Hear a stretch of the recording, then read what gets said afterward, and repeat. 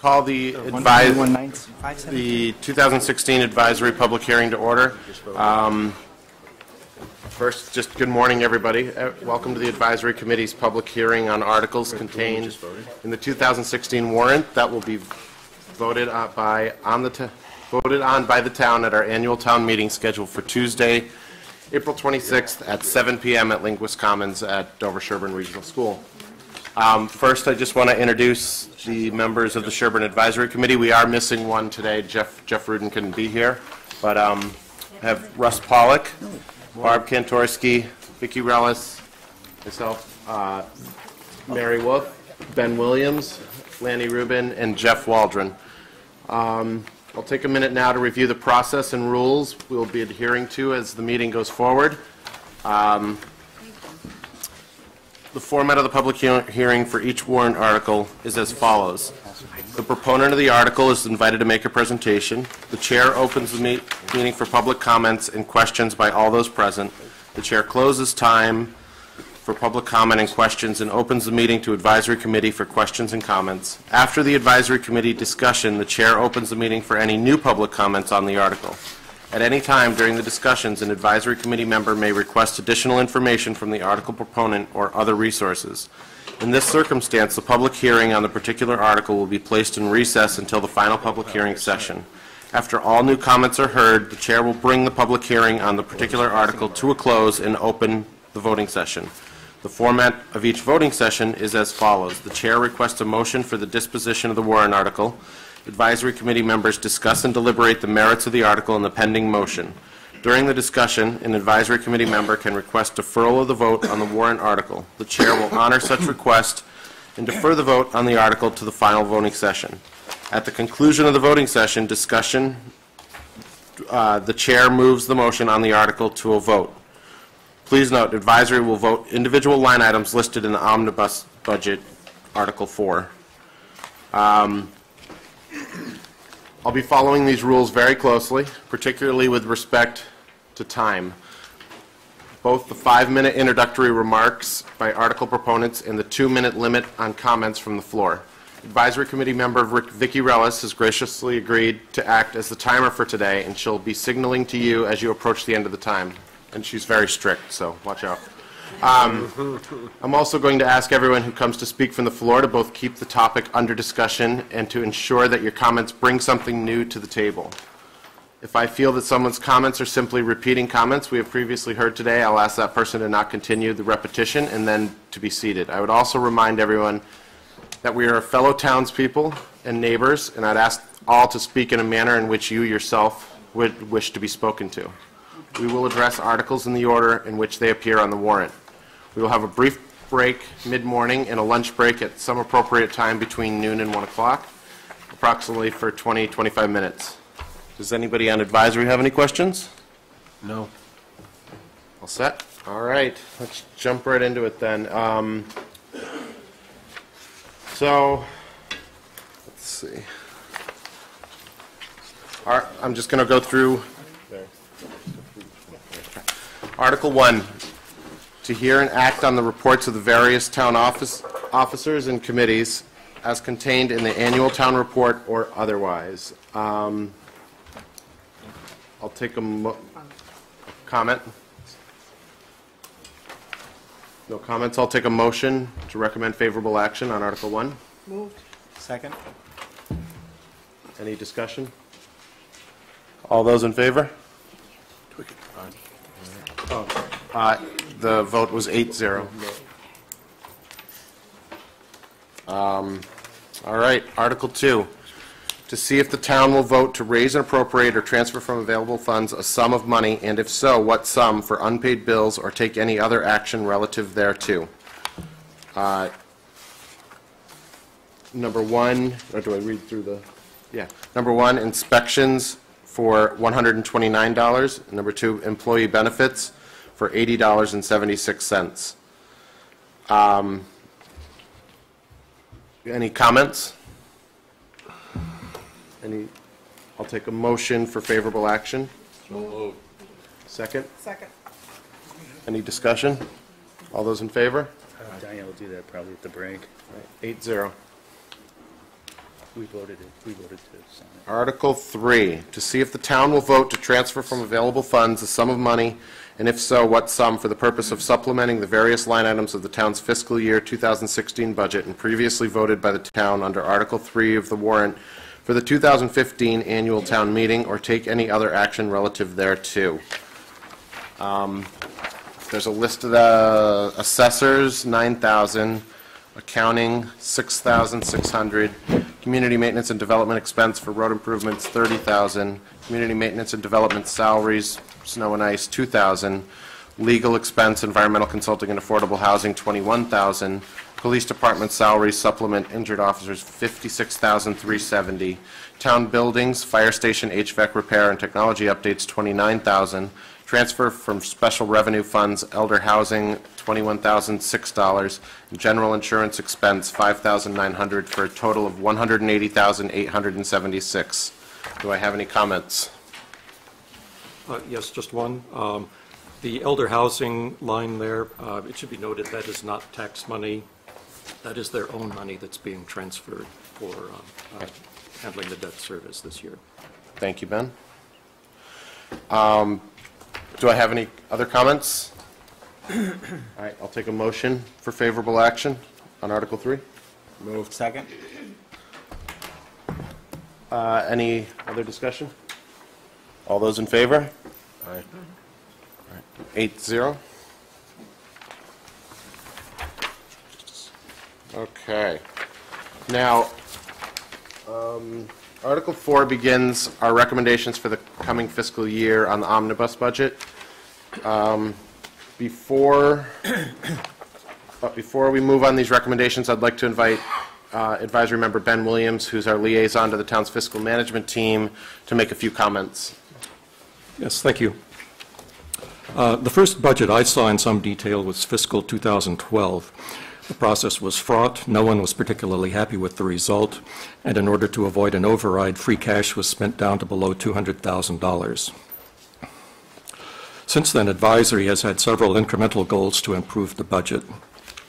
One, eliminate dependency on free cash for balancing the budget. Supply explicit targets for each budget maker that were uniform across all departments. Adopt a policy to bolster the town's financial reserves, and for manage the tax rate such that the town is an attractive place for new families to buy and an affordable place for existing residents to stay. We've accomplished the first three goals and made progress on the last. For example, last year's $200,000 in tax relief kept an additional 18 cents off the tax rate that we are paying now. The 3 prior years I've given this summary, the one-sentence version was, healthcare costs are skyrocketing and we must get some sort of relief. The regional schools came in substantially over guidance, but we got lucky with a reduction somewhere else, typically through reduction in out-of-district special education expenses. While it is true again that the regional schools came in substantially over guidance, but we got lucky with a reduction somewhere else, the picture is much different and much better than what that headline might suggest. First, the Selectmen approved changing our health insurance providers with a view to reducing and controlling costs.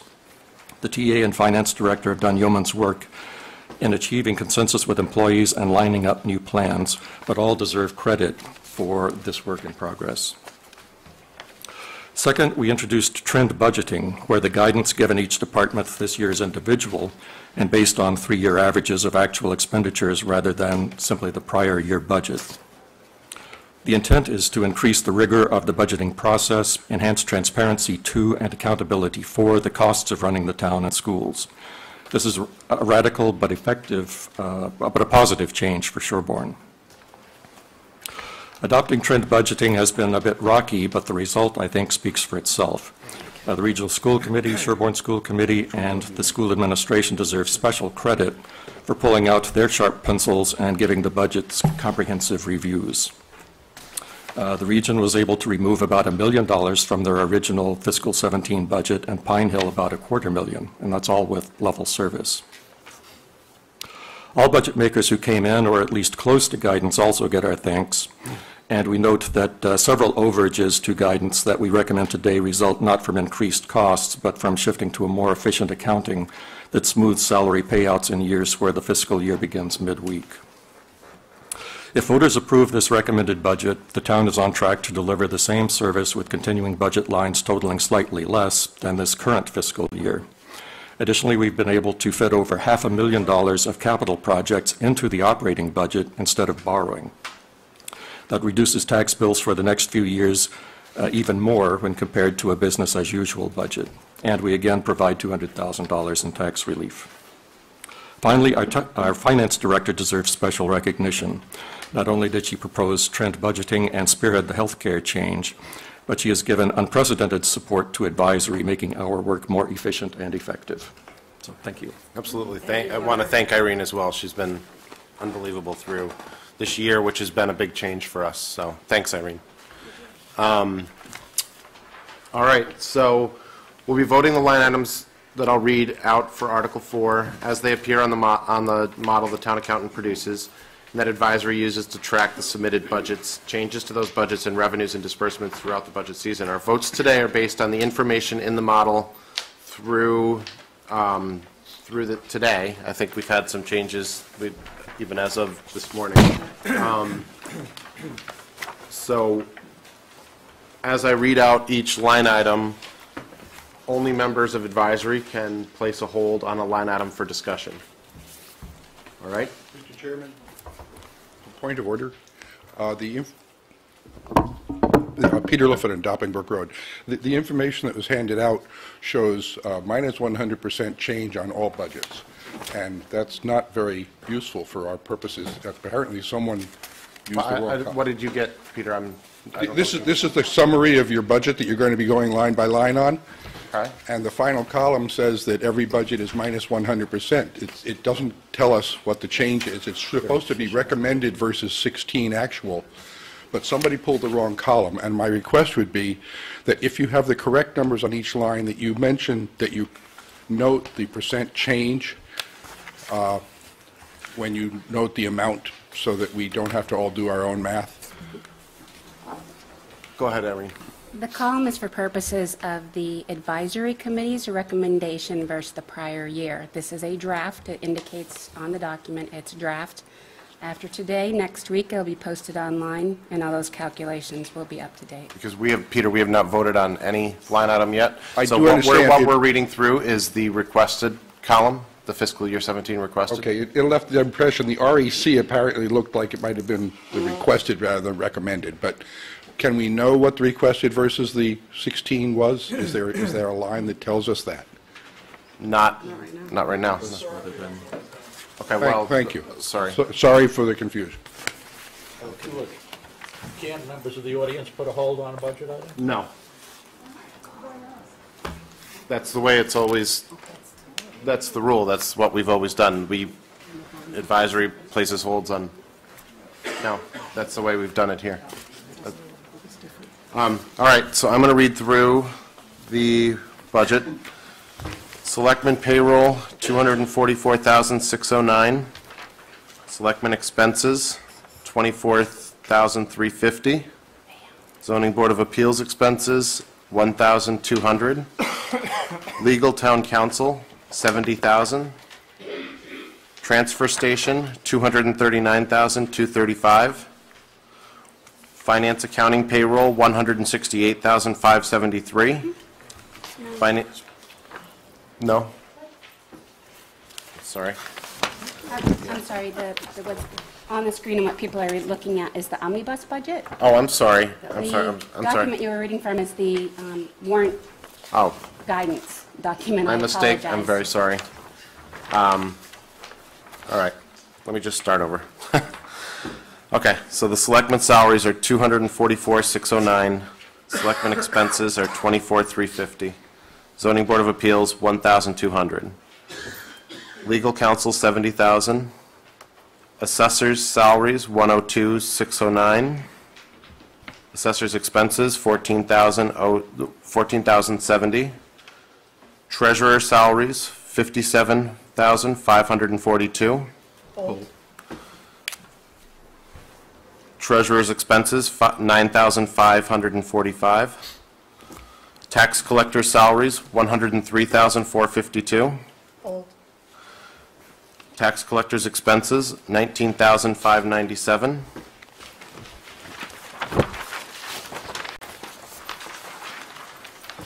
Accountant salaries, $168,573. Accountant expenses, $49,733. Advisory salaries, $474. Advisory expenses, $3,310. Conservation salaries, $47,911. Conservation expenses, $5,173. Planning board salaries, $45,588. Planning board expenses, $1,255. Town clerk salaries, $84,121. I'm going to put a hold on that one. Hold, yes. Town clerk expenses, $4,663. Election salaries, $36,823. Election expenses, $19,007. Town buildings expenses, $228,610. Police salaries, $1,432,166. Police expenses, $107,434. Police cruiser, $46,645. Fire and rescue salaries, $217,068. Fire and rescue expenses, $67,105. Building inspector salaries, $71,888. Building inspector expenses, $2,763. Dover Sherborn Regional Assessment, $9,220,591. Tri-County Vocational, $1,300.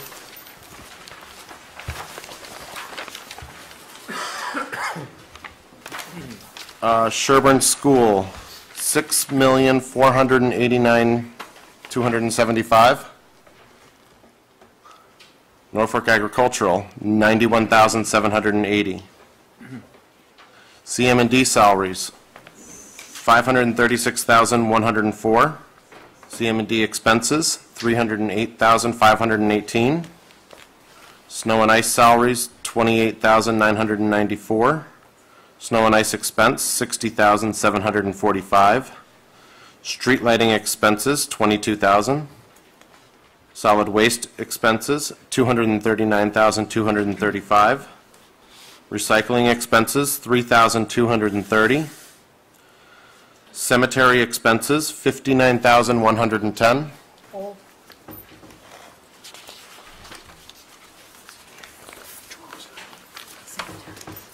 Board of Health salaries, $70,614. George, we did receive an update from the Board of Health this morning. Okay. The new figure for salaries is $115,493. Okay. Expense is $9,643. $9,643. Correct. Okay. For a total of $128,136. Okay. This is a decrease from the prior submission of $133,165. Okay. Did I hear a hold on both of I those? think we should just put a hold since it's new dated. Yeah, we'll put a hold on both of those line items. Thank you. Council on Aging salaries, $112,215. Council on Aging expenses, $23,280. Veterans expenses, $6,190. Library salaries, $282,946. Library expenses, $138,459. Recreation expenses, $15,000. And Historical Commission, $390.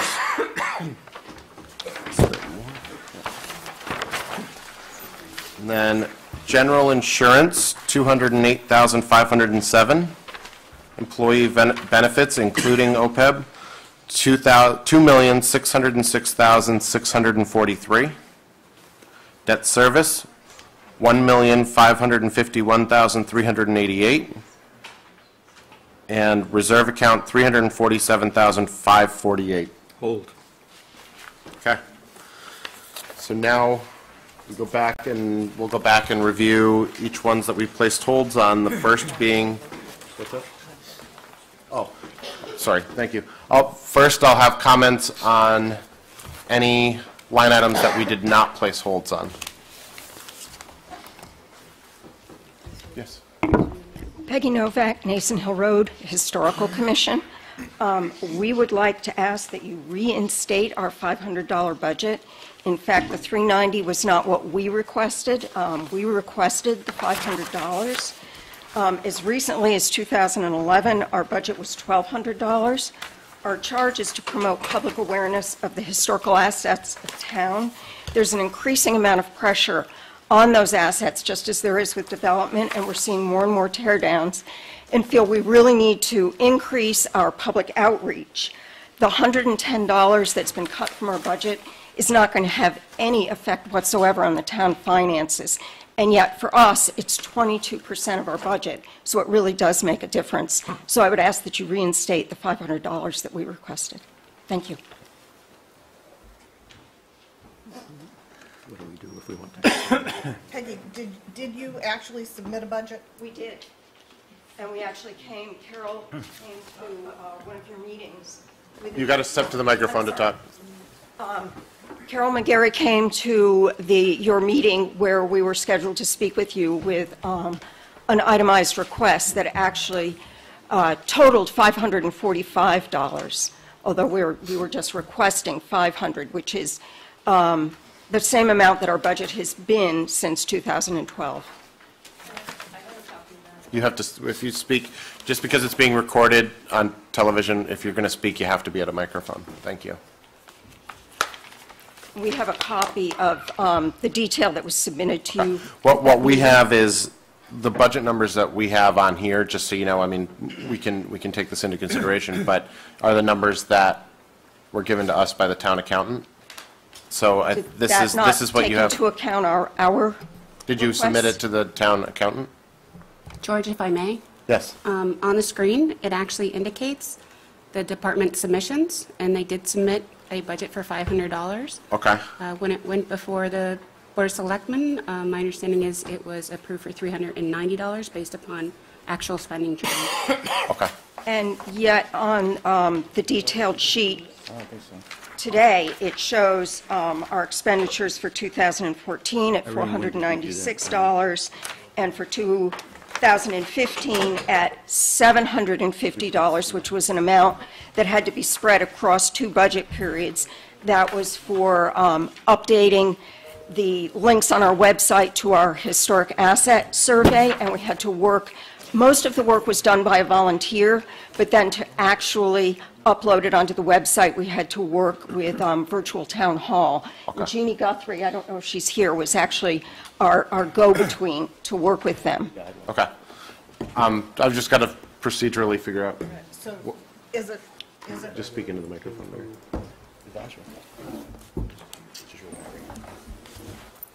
No, you got to hold. Don't do that. does someone know, is it possible for one of us to make a motion to move this to the end of the budget when we consider all the holes? Yes, okay. So we'll remove this from the line items. We need to make a motion. We need to make a motion on that. Okay. So I would move to remove the Historical Commission budget from the list to be approved in total right now and move it to the held items. Second. All those in favor? That's a vote of 8-0. Thank you. So just procedurally, that means you'll discuss it. So now we're going to put it in the list of ones to be discussed. Thank you. Yes. All right. Any other comments on the non-held line items? All right. I'll have a motion to approve the non-held line items. Second. All right. Any discussion? All right. All those in favor of approving the line items that were not held? All right. 8-0 on those. Thank you. Now we're just going to go back and discuss any of the held line items. First one we held was treasurer salaries at $57,542. I'll open it up for comment. Can you tell us why you held it? sorry, I put the hold on it. It exceeded the recommendation for trend budgeting and asked for a reassessment of assignment of hours that we're very interested in holding the line this year on trend budgeting. Basically, the budget kind of depends on doing that, people going along with that, and we don't see the need right now for additional hours or changing of hours on this position. This was discussed at length last year. This would be sort of restructuring the department, and there's at least a feeling on the part of some members of the advisory committee that not a good idea. Okay, thank you. Now I know what to respond to. Heather Peck, 15 Solon Street, also the elected treasurer for the town of Sherborn. When I appeared in front of you, I think I gave a very detailed explanation of why I felt this was a reasonable increase. And basically, I asked the committee to consider that what was part of the very detailed discussion last year was actually related to changing the position from an elected to an appointed official and changing the role in which the accounting department supplemented some of the functions within the treasurer's department. That, number one, didn't happen. We stayed as an elected official. We will be an elected official for the following 3 years as well. And we've determined through a year's actual work between last May and currently that the way things were functioning were actually pretty good, and that the roles that were accounting, we've stayed in accounting, and the roles that were treasurer have stayed in treasurer. So the previous treasurer was in FY15. I look at FY16 as sort of a bridge year. Let's put it that way. FY16, when the budget was negotiated, there was no formal treasurer, there was an interim treasurer. And quite frankly, David, not to take anything away from the value that he added during that period when I was his acting assistant treasurer, David didn't do the treasurer's job. I did a majority of those functions and used him as a sounding board and as a mentor. And I believe that what came forward last year was part of a negotiation, part of a move to create this from elected to appointed, and not really grounded in the true detail of the functions that exist within that department. So when I came before you on January 21st and discussed this budget with you, what I asked you to do is look at fiscal year 15 as compared to the request for fiscal year 17, which were years in which there was a true full-time elected official in the position of treasurer and an assistant treasurer who was appointed. And if you look at that, and you compare apples to apples, the adjusted fiscal year 15 budget for the treasurer and the assistant treasurer was $60,433. So if you look at the request of $57,542, given apples to apples, that's a decrease of 4.7% in salaries.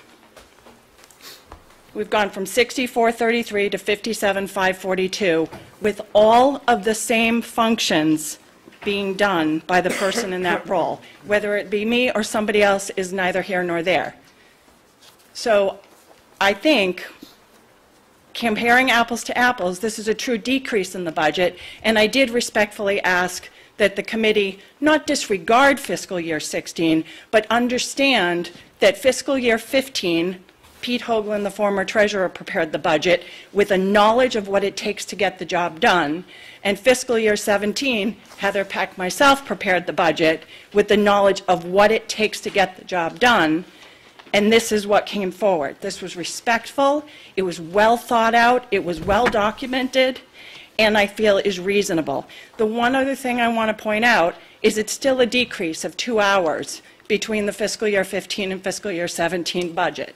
So even with the increase in, the 1.51% COLA raises, this is actually still a decrease in hours between fiscal year 15 and fiscal year 16. So, Heather, you say that who does the work is not particularly material, but there is a difference in cost of this, and... No, I didn't say who does the work isn't material. I said the work that was done between the treasurer in fiscal year 15 and the treasurer in fiscal year 17 is not, those are two elected treasurers who know what it takes to get the job done. So, okay, so here's a question. You have spent no dollars currently from the assistant treasurer's account, if No. I'm reading this correctly, as of February 29th? Well, I've had an assistant treasurer since September, so then those salary dollars have been misappropriated. Well, they're, I believe it shows up under clerk. within it the does show up treasurer. under clerk, and $2,000. That's Odd. not accurate. Too odd. She's been working in the position since September, so I think your numbers are off. She works between 6 and 8 hours a week and has been since she was appointed. Okay, well, the account that I have here, temporary part-time, 2,000 expended so far, 2,593.49, is that Can't answer that. accurate? Maybe Irene can answer to why those numbers are so drastically low. So while we're looking, just to understand, Heather, so how many hours there's basically now two positions in the treasurer's, I understand, the director and the assistant director, is that correct? Treasurer and assistant treasurer, yes, So sorry. how many hours is the target? I'm sure it varies for each of the two positions. Combined is 28 hours? Separate, or each one? What's the target, or what have we been doing? Well, why don't we answer both if you have both? Okay. I've been putting in between 25 to 30 hours a week for this year, on average. If you add the meetings, the number of phone calls and things I have to take on the days that I'm not scheduled to be in the office, in addition to just getting the work done, between 25 and 30 hours a week. And the assistant treasurer has been putting in between, I'd say 6 to 8 on a regular basis. She's sitting right here. That's why I'm deferring. Sorry. So that's fine, and what's the budget based on? So that's what you're Budget actually... is based on 28 hours Total total. for the two. So 18 for the treasurer and 10 hours for the assistant treasurer. Okay. And I think I explained to you, and when I met with you, that the reason the assistant treasurer isn't the full 10 hours is we did have, I don't want to say a conflict of interest, but we had a statutory issue that I appointed Lisa Lynch, who is also currently the assistant tax collector, and she was the right person for this job. She's hit the ground running. But because of the combined roles that she plays, she could only work... Up to 20. I know, I went through that with you, I don't want to repeat myself, No, but... that's fine. So basically, that's why I have shifted some of the hours from the treasurer to the assistant the assistant treasurer to the treasurer, but in addition, it's not as many hours as it used to be. So on Lisa's 20 hours a week, is that, It was never 20 hours a week, she was 10 hours. right, but I mean her total, sorry, her total is 20 hours a No. week? No. So what is the 20 hours? 20, I don't know what... Didn't you just say 20 hours? I said 20. I think what it is, if she works you're trying to keep under 20 in total Total. between the two different jobs. Combined She's- hours. No, because she's already benefited, aren't you, Benefit? Lisa? Yeah. But that's not, no, I'm sorry, if that was the question, I thought you were asking about combined No, you treasurer answered department it. hours. I wasn't talking about Lisa as a specific employee. No, I think she answered it. I think she said, if I heard it correctly, there's 18 hours budgeted for the treasurer in the budget number. The treasurer's currently spending 20 to 25 hours, and the assistant treasurer's budgeted for, I think you said 10? Is that Correct. correct? And is spending 6 to between 8. 6 to 10 or whatever in that 6 to range. 8. And I thought when you came to us to present your budget, that you were saying something about 500 hours in a year being an issue for Lisa, but she only works, You can't what? She can't exceed 500 hours in the assistant treasurer role. right, but that's 10 hours a week for 50 weeks, correct? Well, but, Yes. yeah, it would be.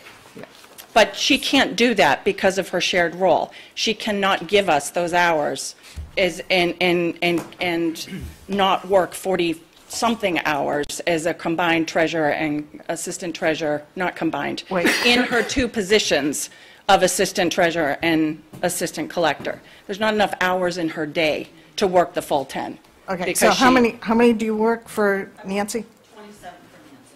27 for Nancy. So that's, Sorry, just a second. If you're going to speak, you're going to have to come up to the microphone, I'm sorry, because Yeah. Pat asked me to make sure everybody speaks into the microphone.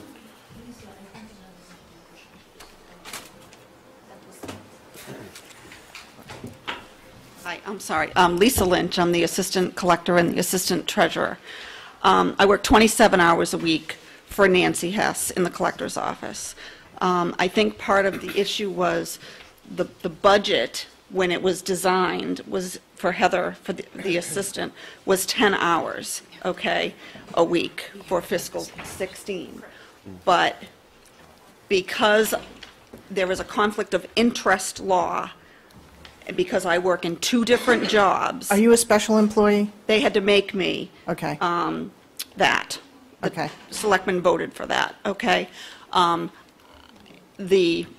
I am not allowed to work more than 500 hours in a year, okay? Right. And the way the budget was for Heather's budget, for that assistant, it was budgeted for 10 hours, but it was budgeted at a different rate, because it wasn't, it was a clerk or something, okay? It was a clerk, 10 hours a week at a lower rate. Okay. But I was hired as the assistant at my rate. Okay. So even if there wasn't a conflict, Right. I couldn't work the 10 hours because there wasn't enough money in the budget for that, because my rate Okay. is higher, Okay. okay? So Does that answer your, I don't know if that answers your it question. answers part of it. So the rest of my question is, what is the plan for you for FY17? You submitted 6 hours a week, 6 hours a week. correct? Okay. And I am already a benefited employee. Right, yeah, through no, the other, right. yeah, I knew that, So, yeah.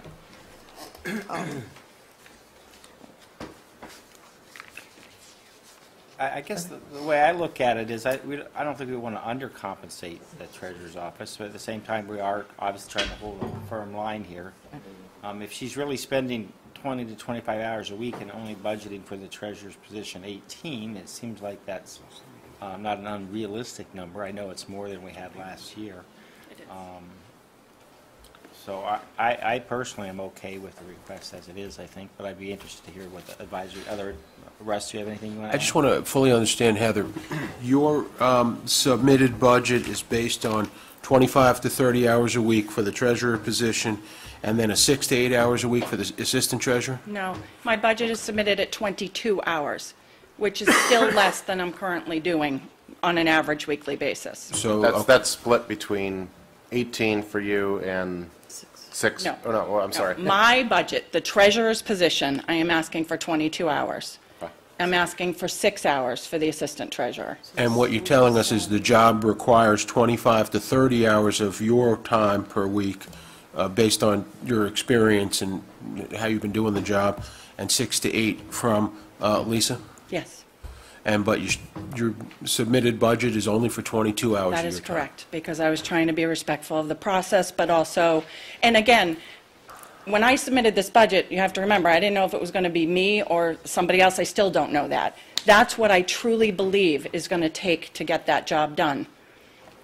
So I guess my thinking is along the lines with Jeff. I mean, I don't like people doing a lot of, I mean, we all obviously have to Agreed. kick in our own time from time to time, but I mean, this seems like already a substantial cut as far as the actual work that the job requires.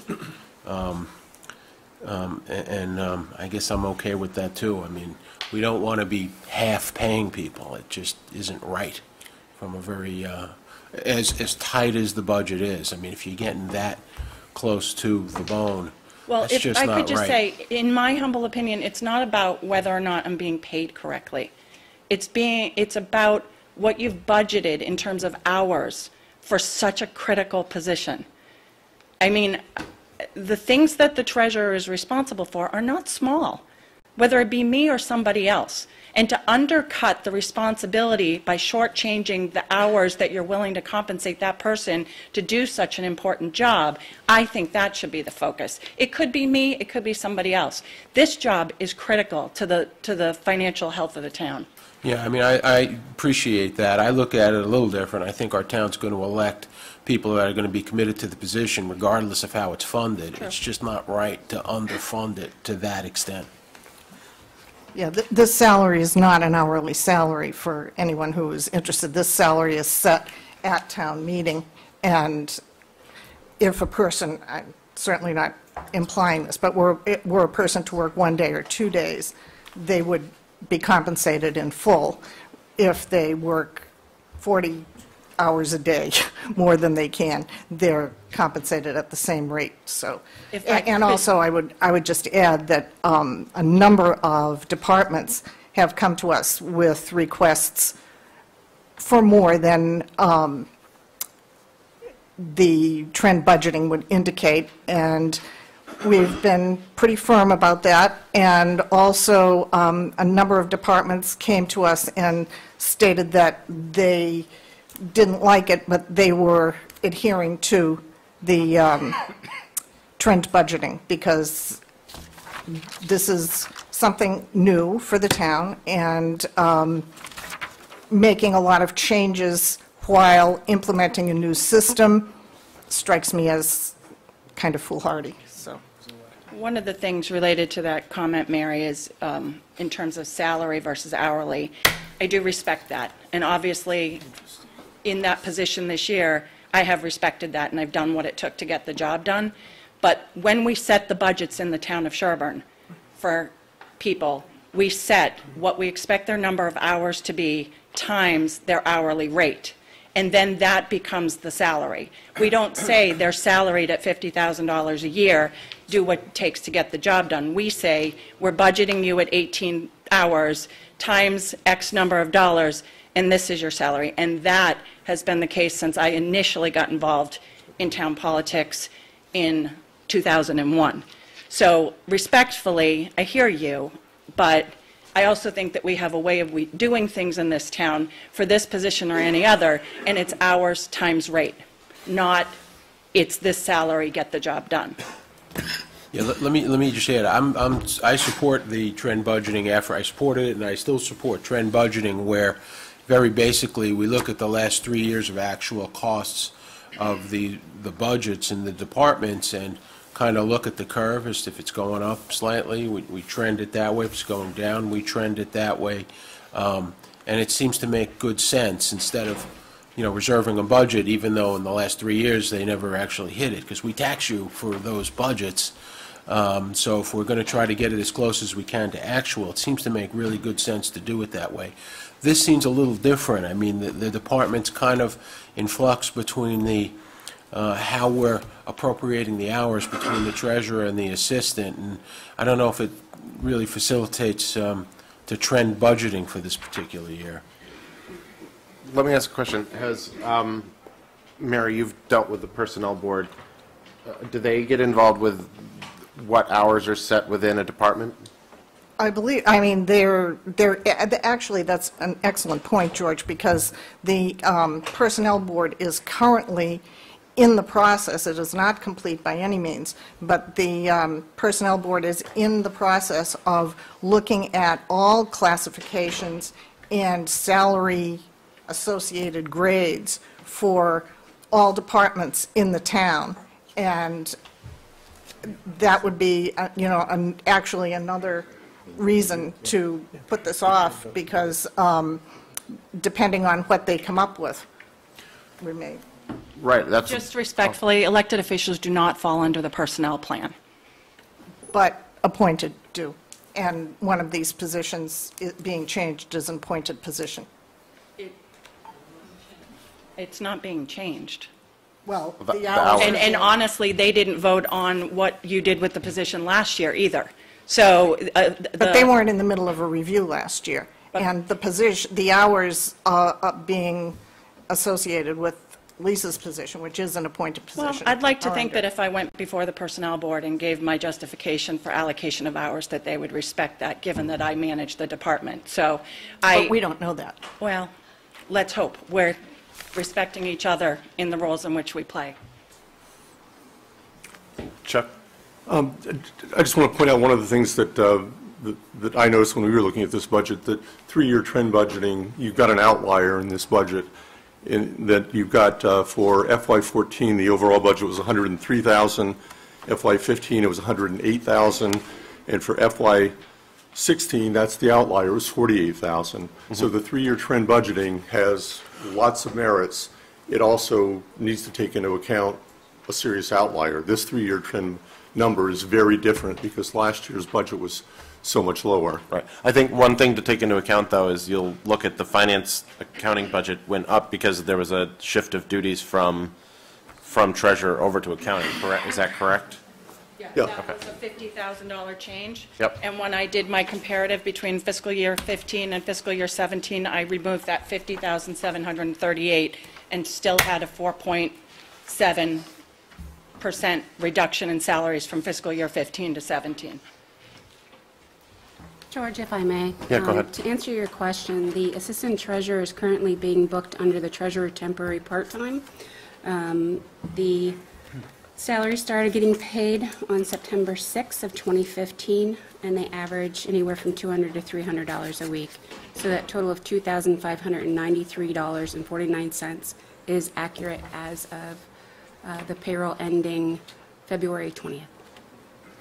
And what does that come to per week for the hours, if you know, real quick? Russ, can I just, I go all over the place with hours with Lisa. We try to get an average because I load what I have her do for me based on month end and beginning of month, or when payroll is due or warrants are due. So on a week-to-week basis, it may be 0, which it was 2 weeks ago. Last week it was 12 to 13 hours. 6 to 8, it should work out to 6 to 8. No. Wait. I would imagine it's probably honestly between 4 and 8. Okay. It's 6 to 8, whatever. It's give or take. But it does fluctuate. You can't look at each payroll and come up with a number. That's correct. It ranges from a low in September of 119.81, and the max that I see on here is 11/1 to 11/14, and that was for 394.66. So May I add something here? if that total is correct, which Irene says it is, then that's what's been spent for that position. Also, Nancy Hess, collector. My office has had an effect on Lisa's availability during certain periods of time because Heather has respected the fact that I have needed Lisa in office during the peak times of the collection and preparation of bills and so forth. So she may not have been able to use her the full time on a week here and there, but she's been trying to use her as much as she can and train her to be able to function in the office on a regular basis. All right. Do we have any more comments? All right. I guess we'll close the public comments, and we'll bring it back up here. Do we do a discussion first, or do we have? You can, sorry. I've lost the paper now. We can bring the discussion back up here, and then you can call for a motion, and then we can discuss. All right. I'll call for a motion to approve the budget as recommended. I would move that. Second? This is to approve it as Presented at the treasurer payroll line item at $57,542. That would be the budget that Heather has submitted, Yeah. correct? I would say, I would have, either whatever I moved it or seconded, I go, yeah. Do I have a second? Second. All right. Let's do a discussion. Well, I would just say again that, a primary motivator for me is the fact that a number of departments have met the request to go along with trend budgeting. The Personnel Board is in the process of going to be making some recommendations. The budget this year, if we start doing any number, the next person, of course, is going to say, well, you just did this for, treasurer. And I don't really see the need, to be honest with you, bottom line. So my comment. Don't press the button. Yeah, we need to reflect the reality of the situation. I mean, trend budgeting is sort of a catch-all, but in this particular case, I think we have a reality that we need to accommodate. We don't want to seriously underpay somebody or just, for a rigid reason. So I would support Heather's budget as submitted. And I would only add to what Lanny says, is we're not really accommodating it. We're halfway accommodating the hours it takes to do the job, and I think we should at least go to there. Because I understand she's not asking for 25 to 30 and 6 to 8. It's 22 if we base it on hours. And how much for the how much was for the assistant? 6 to 8. So it seems to be appropriate in my mind. And this doesn't fall. Will Personnel Board be reviewing this, or it doesn't fall under the Personnel Board?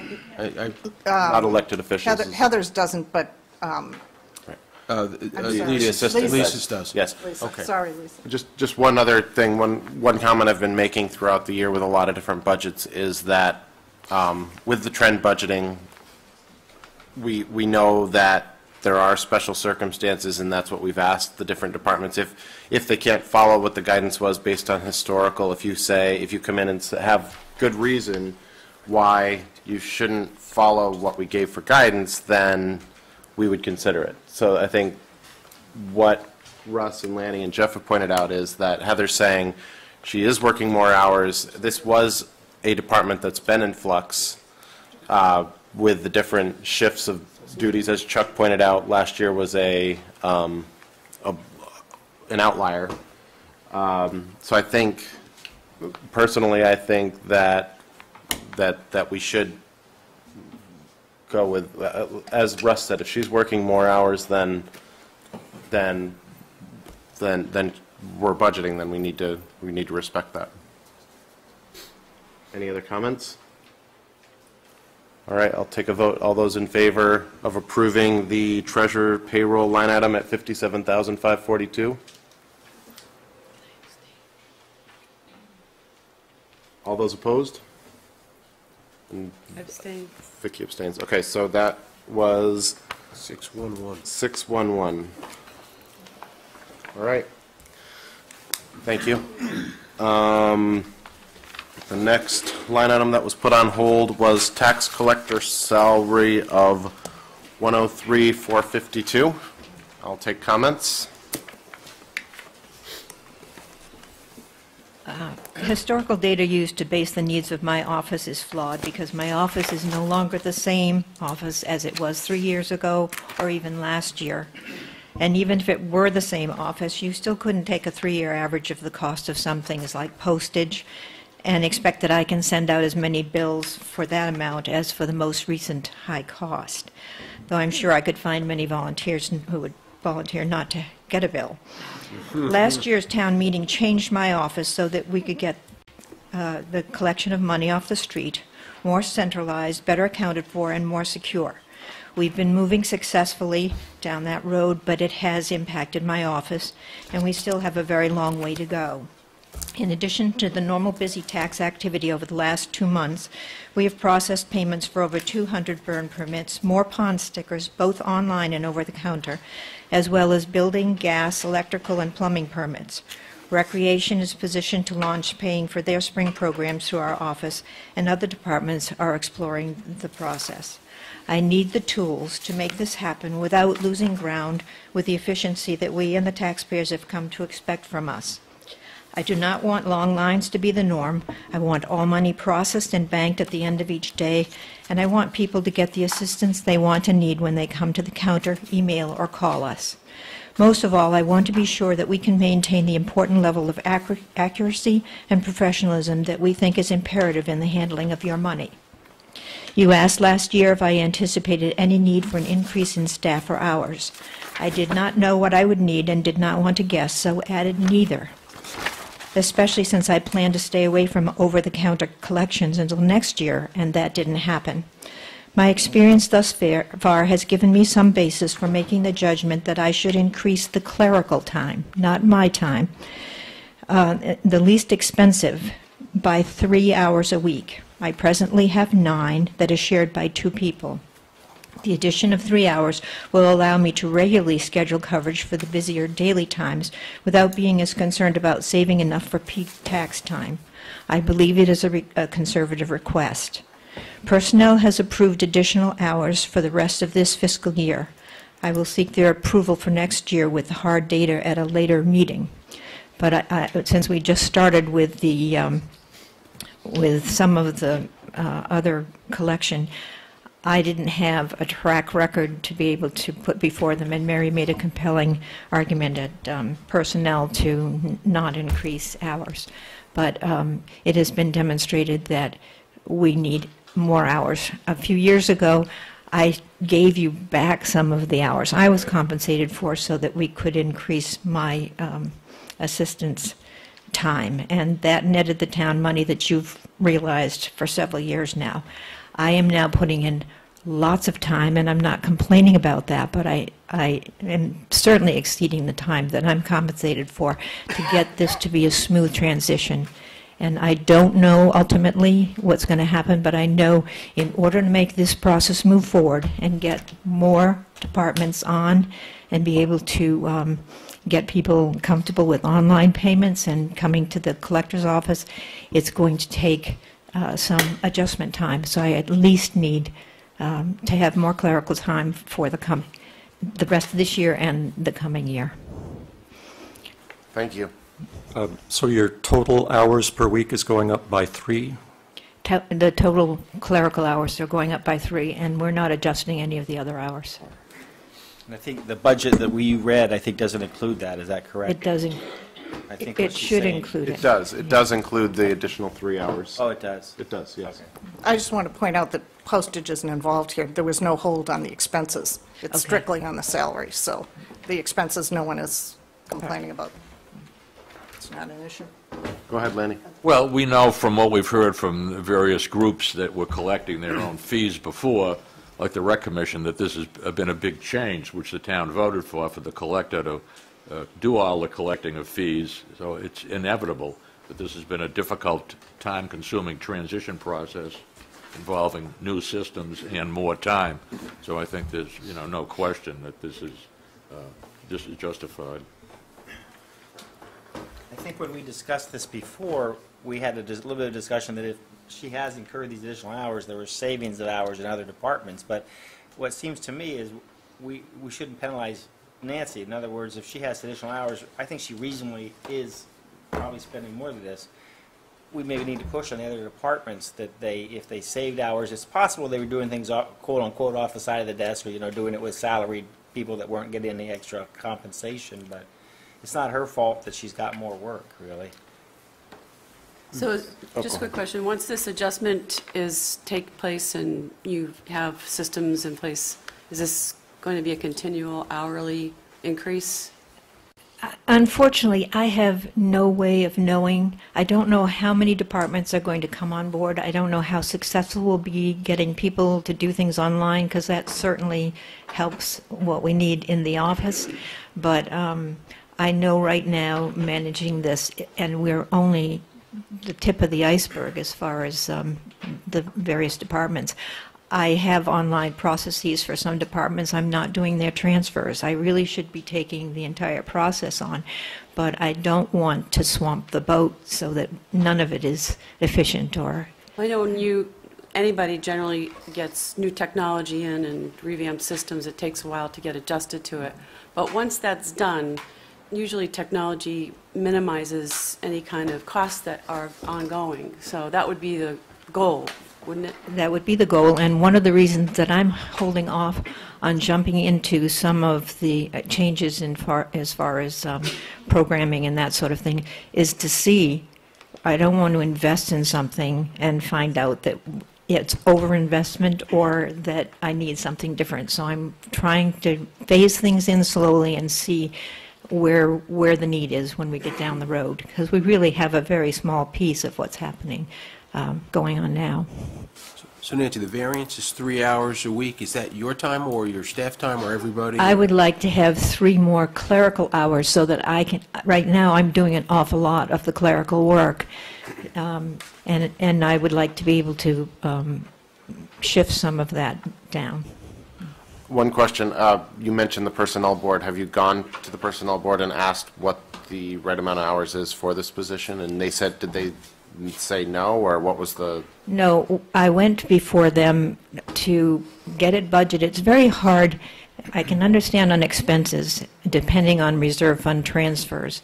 It's very hard to hire someone to do work with that kind of understanding, because they've got to be paid if they do the work. And if there's pushback on a reserve fund transfer, that makes it really tough to make a reasonable schedule of personnel to work. So I went to them asking for more time for this year, but also to approve it to go forward in the budget next year. And as I said, Mary made a passionate plea not to increase hours on anything because of what you're trying to do with trending budgeting and everything. And they understood that there was an impact in the office, so they said, we'll approve hours for the rest of this year and see where that takes you. Well, we're not going to be anywhere near done transitioning at the end of this year. So I would like to know that I have the funds to count on, so that when I schedule people, I'm not running for reserve fund transfers or running out of help when May comes around and I have tax collections and so forth. So I think it's more sensible and rational to have it built in so that I know that it's there rather than counting. I am going to have to come this year for reserve fund transfer if I use those 50 hours. Yeah, with respect to the Personnel Board, Nancy is, presented this case correctly, and that I did make a very compelling and obviously compelling, since they voted in favor of it, but passionate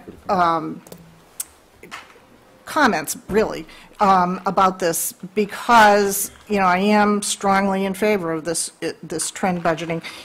Nancy's department, I don't actually think the hours are unnecessary this year, and perhaps in FY17, I am hesitant to bake these hours in to a budget, and if Nancy goes before personnel again and asks for temporary hours while the transition is taking place, Vicki mentioned that, eventually automation usually cuts down on hours, and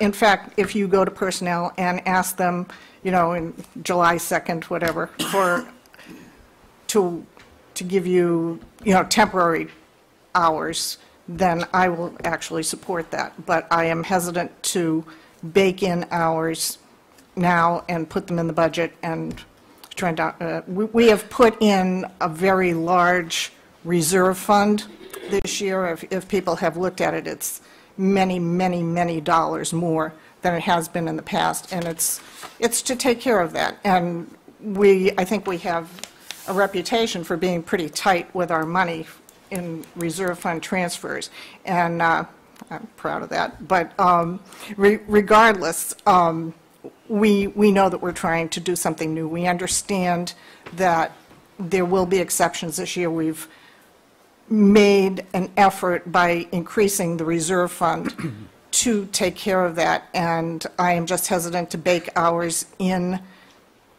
where they may eventually not be needed. But if you go to personnel and look for, temporary hours for 17, I will support that. Well, let me ask this question just before you go, Nancy.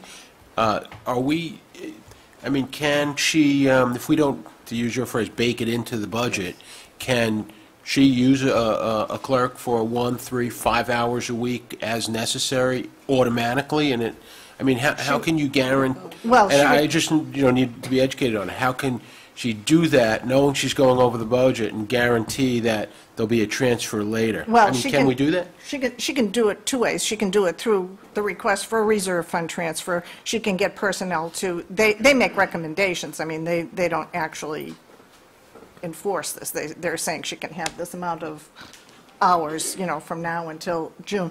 But there are also, remember, there are supplementals every year at. I have never overspent my budget No, a and you penny. can't. And I don't want to do No, I know you that. don't, and you can't, And actually. you've come to me in the past asking if we could reduce my existing clerk's time because I have not spent all of it. Right. And I have not spent it because I have used seniors and I've Right. used now veterans and so forth to supplement the time that I might need a clerk. I have never spent a No. penny more in the 20-some-odd years that I've been Nobody's doing saying you this. did.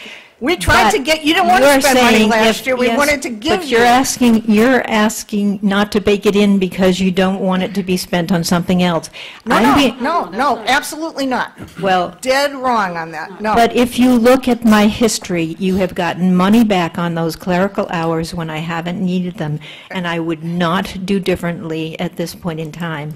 So, One thing, Yeah, just a second, Mike, I'll get to you in just 1 second. Just as Mary's saying, like, the point of the trend budgeting is, the trend shows that we've given you clerical out, you've never overspent your budget, you're right. The point is, you've never spent up to your budget, so that's why the trend shows that you don't necessarily need those hours. no, but that is not true. I need those hours because I cannot guarantee that when I need something done, I will have a senior or a veteran. It's been wonderful that they've been able, because they cost half of what we pay personnel. So I try to be as responsible as I can to keep the budget requirements down, and you get that money back. I do not put it somewhere else, and I do not waste it. Yeah, and no one, I agree with Mary saying, no one's suggesting anybody is, going to be spending up to their budget. What we're saying is what we've seen over the course of the years is this is how much is spent. So rather than put up front more money that the town taxes you on, let's just put aside what's been spent, and you know what, if she does go over it, then we'll take care of it on the back end rather than pre-tax you. So no one's, that's the theory on what we're trying to do. You're probably the most scrupulous budget maker we have, and we appreciate it. Thank you. So that wasn't the thrust of it. It's just I'd a like- matter of how do we Go ahead, account just a for it. second. Okay, Mike's been Yeah. waiting patiently. on Yeah, that. and Mike Chimo, Board of Selectmen, and I'm speaking for myself, we haven't discussed this as a board. I just wanted to point out, from a policy standpoint, Nancy has undertaken to do this electronic permit program. She's implemented it so far successfully. She hasn't shied away from doing it, but I think she's been careful about how she's taken on new programs, and I think it's to her credit that she didn't shy away from doing it this year, for example, because she didn't have enough staff to do the tax collector role. So what I hear her asking is for the ability to expand this program within her office. I'm not taking a position on where that money should come from, but I just want to point out, I think the request is for something that the town has asked Nancy to do that's beyond what she was doing a year ago or 2 years ago. And I don't think that we're saying that you shouldn't have the monies. I think that So what I'm we're... not taking a position on the money. Right. What I think I'm hearing here is that we would be supportive, but what we've tried to do with a lot of other budget makers is look at them and say, just try to help us follow this.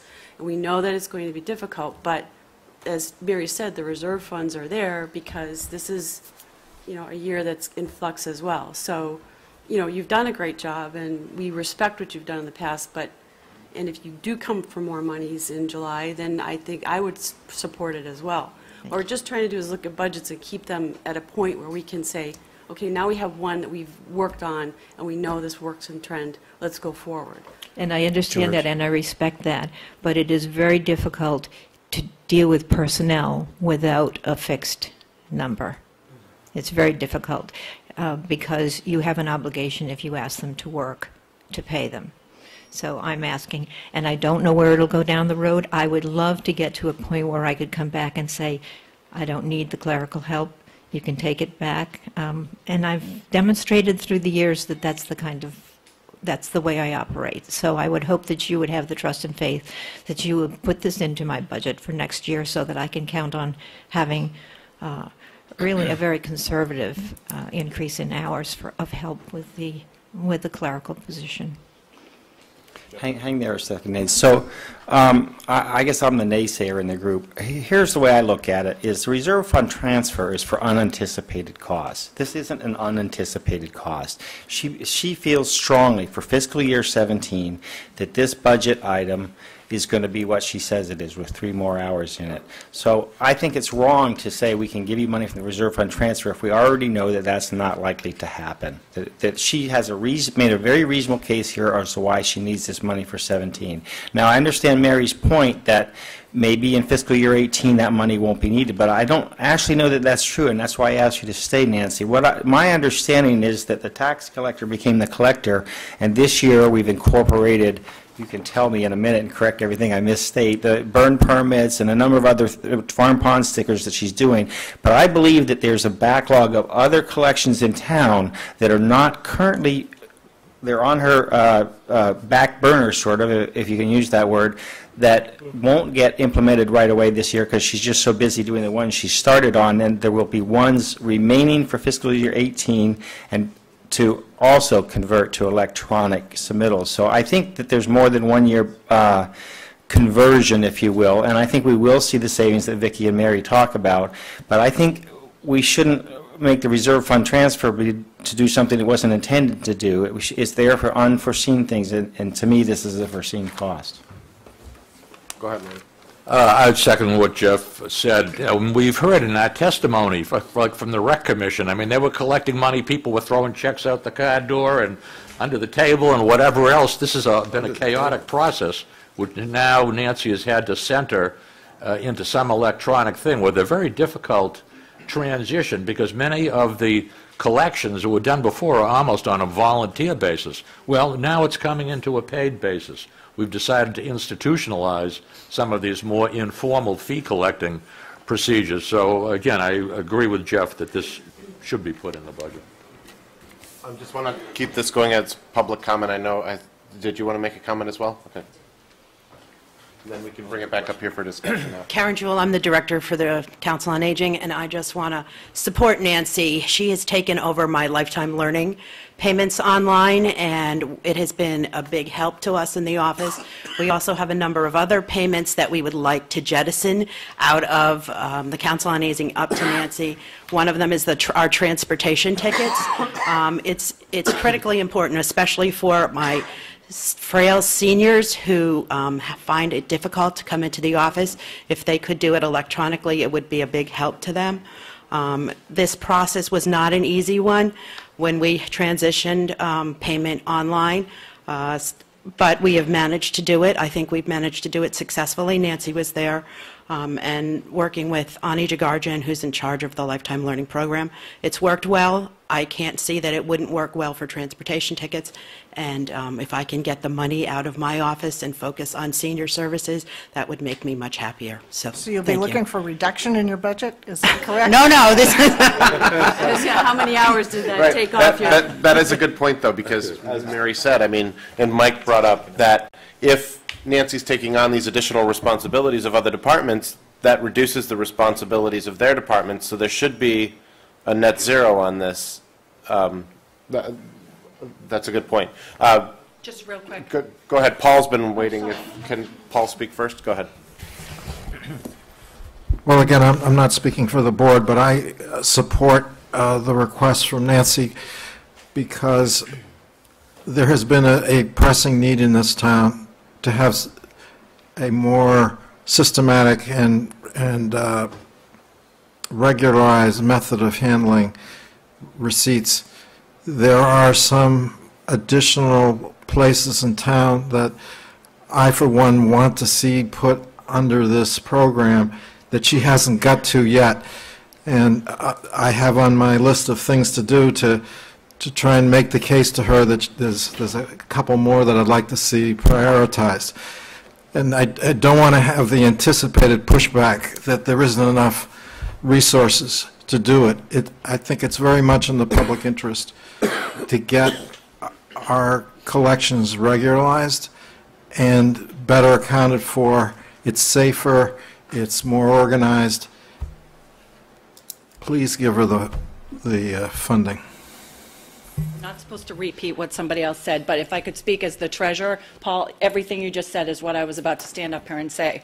The safeguarding, the regularity of turnover from a treasurer perspective, which gives me use of cash on a much more timely basis to make investments, that Nancy is doing these turnovers once a week. Those funds are safeguarded in a safe in her department before they come up to me on a weekly basis, which puts the money in the coffers of the town so much faster that it definitely is a benefit from a safeguard and a money movement perspective, from the treasurer's perspective. Thank you. Michael? Michael Lesser, 54 Forest Street. As to speak first with conservation, I'll say that it is an interesting issue that there will be some savings that if she collects the fees for us. But it's So you're going to cut your budget as well? Yes, exactly. That's the problem is, do you want the 10 minutes or something? The problem is over the town, it might be a few hours that collects over there, but it's only 5-10 minutes on our budget, so it gets tricky. Or basically they don't work more than they need to, because a lot of people work more than their hours. The actual reason I came up is more the general point that about the reserve fund as a budget maker and dealing with things. The change to the trend budgeting, I agree with. I like it, as there's a little bit of debate of whether there's anomalous years that you basically have to reflect a little bit more, and I appreciate that you have more of a reserve fund to deal with this. The question is, I think you, as Jeff said, whether you have to come out with some future guidance for people about this change of whether it's for unforeseen costs or whether it's now for more possible costs rather than unforeseen costs, and at what points you'll be able to take reserve fund transfers. Historically, we've done it much when we get very close to a problem, and at some point you just give some guidance about whether we see a trend so that we will be above the budget for the year and we could possibly come to you, because it's hard to do it at the last minute. And so that with this new approach, as long as you think about how we do that going forward, which is not necessarily a thing to deal with today, but that we need to, you need to work on how, at what points we can come forward to you to say it looks like we're not going to be that, rather than historically it's always been much more of we're right at that point. And so if that is sort of somehow incorporated in a way that we'll all work together and figure it out, just to put that so that it's easier for us to do it. Just to address one of the things that Michael said, and that Jeff had mentioned about, unforeseen and, as sort of expected. And generally and historically, it has been for unforeseen. Right, but I think that, at least I think I probably speak for most of the people up here, this year is a little bit of an exception. And we don't know where the unforeseen items are going to come, and we're granting that we're fallible and that we may underestimate needs where they will turn out to be. And so I think it's not a case this year of being so strict on the unforeseen last-minute sorts of requests that But no, it's an interesting issue whether to make it less of an unforeseen issue as opposed to a less I'm likely. not sure I'd go with that long-term, but certainly, this is an exceptional year, I think. Yeah, oh, it is, but I mean, it's something to think about going forward as to how you're going to do it. Okay, thank you, Michael. I'm Bob Murchison, and I live on Lake Street, and I just want to, I think, confirm what a lot of people have already said, but I want to confirm it from the perspective of someone who has paid a lot of fees and taken out a lot of permits in this town in the last couple of years, and I've watched the process of my money going to the town, and I've actually been pretty uncomfortable with how that happens. And this is going to relate to something I'm going to speak much later in the afternoon about procurement, but I just think the process for collecting all of these fees and I've dealt with 5 different departments in town that I've paid fees to in the process for Abbey Road, and I guess I just want to say that I'm completely in favor. I can't speak to Nancy's efficiency in her office because I haven't looked at it, but I'm sure it's very efficient, and I guess if we're going to ask her to do it, I think there should be money appropriated to do it. But if there are other savings elsewhere, I'm all for capturing those. So thank you. Right. Do we have any other public comments? Because I'd like to bring it back up to advisory. Okay, I'm going to close the public comment portion, and I will take a motion to approve the collector's budget, the collector's payroll item at, sorry, 103,452. And that just to clarify again, that includes the 3 hours? The 3 hour. That's what was submitted. I would make that motion. Do I have a second? Second. Okay, discussion? I mean, as we've discussed, it's a matter of, again, I just want to repeat what I said with the treasurer, that if there's a strong exception to the rule, then we should be voting for it. If not, I think this one's a little bit different because it's a matter of, as Vicki said, when is the point of instituting this technology and getting all these things online is hopefully eventually getting a savings. But as Paul said, we do want to have the resources available to continue to automate, and hopefully we'll find savings down the road in other departments by Nancy having the available hours to take on the additional tasks. I mean, my feeling is still, the technology should save us down the road, and as long as, I'll vote for it as long as we revisit this very significantly in the next couple of years and look at it. I know it's important what you're doing, Nancy, and it's really make a huge difference to everybody, but, I just want to make sure that we keep our eye on things, and I've watched other budget makers just go through every line and work so hard to help get to this point. That's the only problem I have with, I'm just a little reticent with all of these because I just watch people go through and every line. So I just want everybody to kind of have that perspective on it. I know you do, but, so I will vote in favor, but just caveating it that we really look at this again next year to make sure that things are, we're doing what we want with the technology.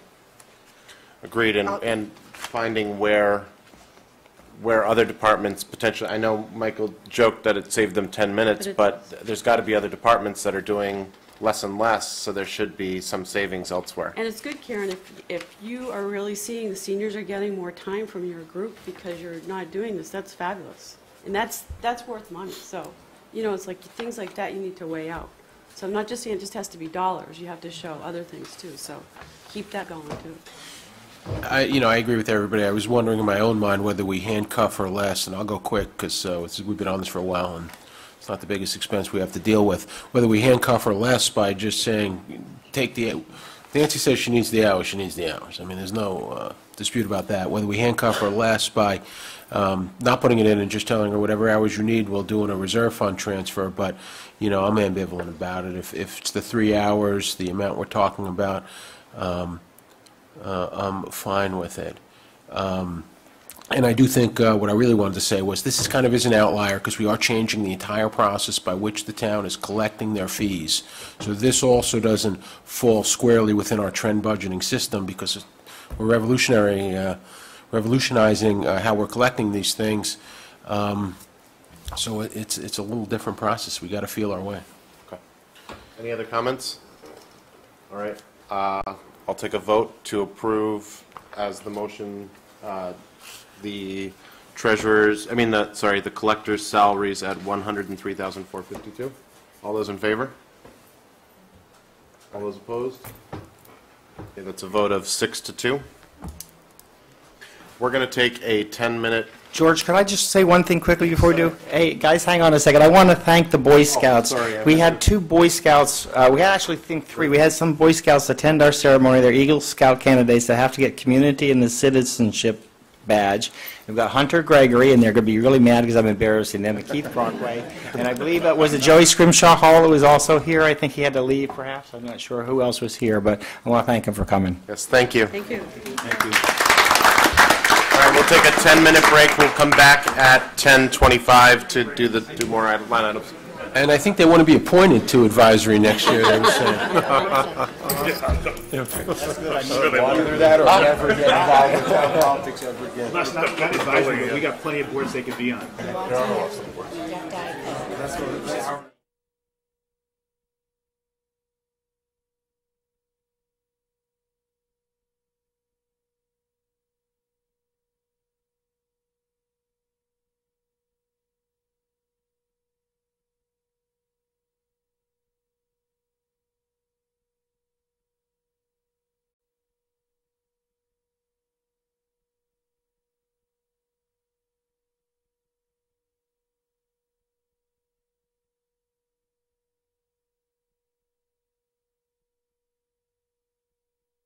Well, if you find an invitation, let me know.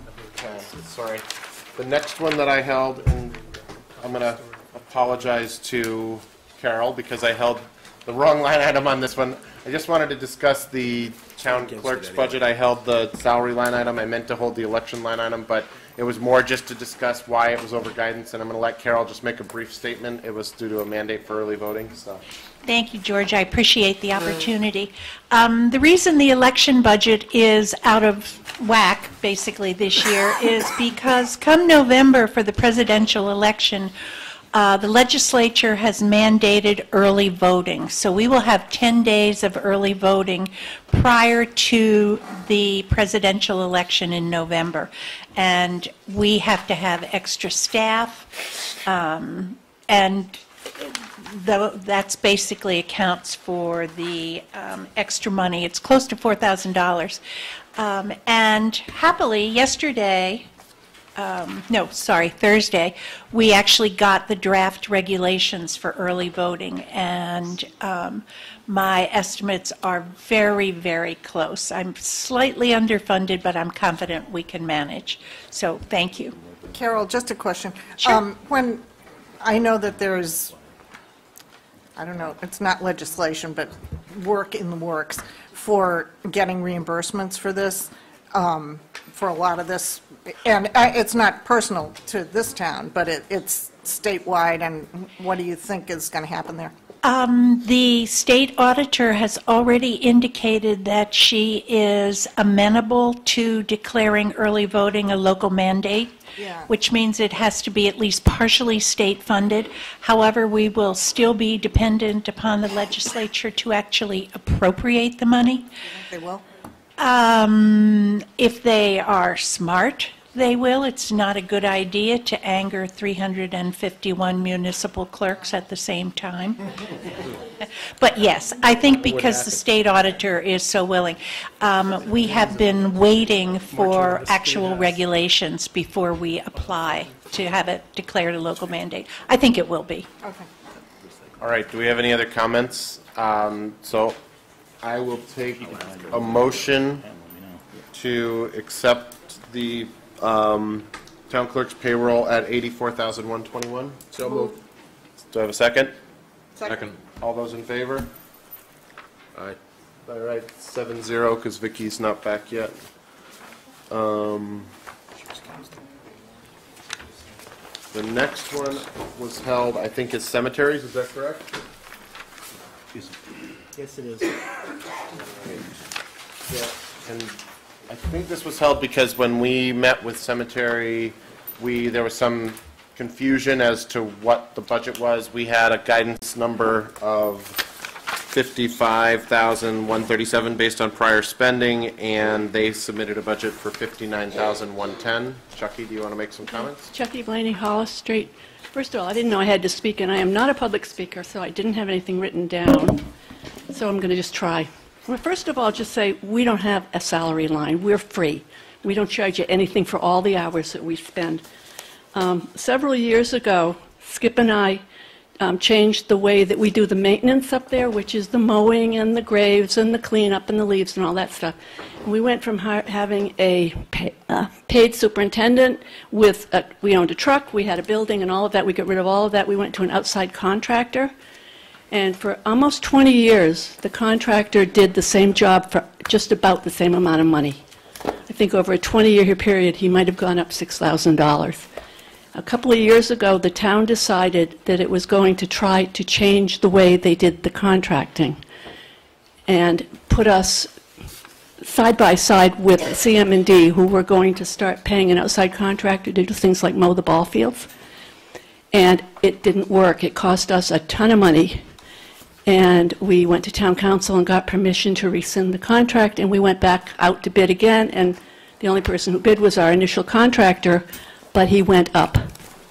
And so this increase reflects the amount that he went up. We have this contract this year. We paid the same amount to him last year, and we had asked for level funding for next year, because when he bid, he agreed he would stay at the same cost for 3 years. And we think that's pretty reasonable. His actual contract in the past for oh gosh, I'm going to say close to 10 years, had been 24, and when we had to rebid it, he went to 38. We went up 13 instead of 14,000. If you had taken your 3-year average and it averaged in this year and last year and the year before, it would have been different. It's averaging 2 years at the really low amount and 1 year at the higher contractor's amount. So the 59,110 is the contracted amount. Well, it's the contractor's amount, plus we have burials, and we have, a small amount for tree work and a small amount for other. But the increase over guidance is because of this contract? Yeah. Okay. Yeah, and it's because of the averaging it out. It's the same as last year, and he's already agreed that he'll do fiscal, what are we in, 17, 18 at the same fee. And then next year we have to go out to bid again, and we may come in a little bit more. We don't know, and we don't know if we'll get the same contractor back. You're saying 18. Do you mean 17?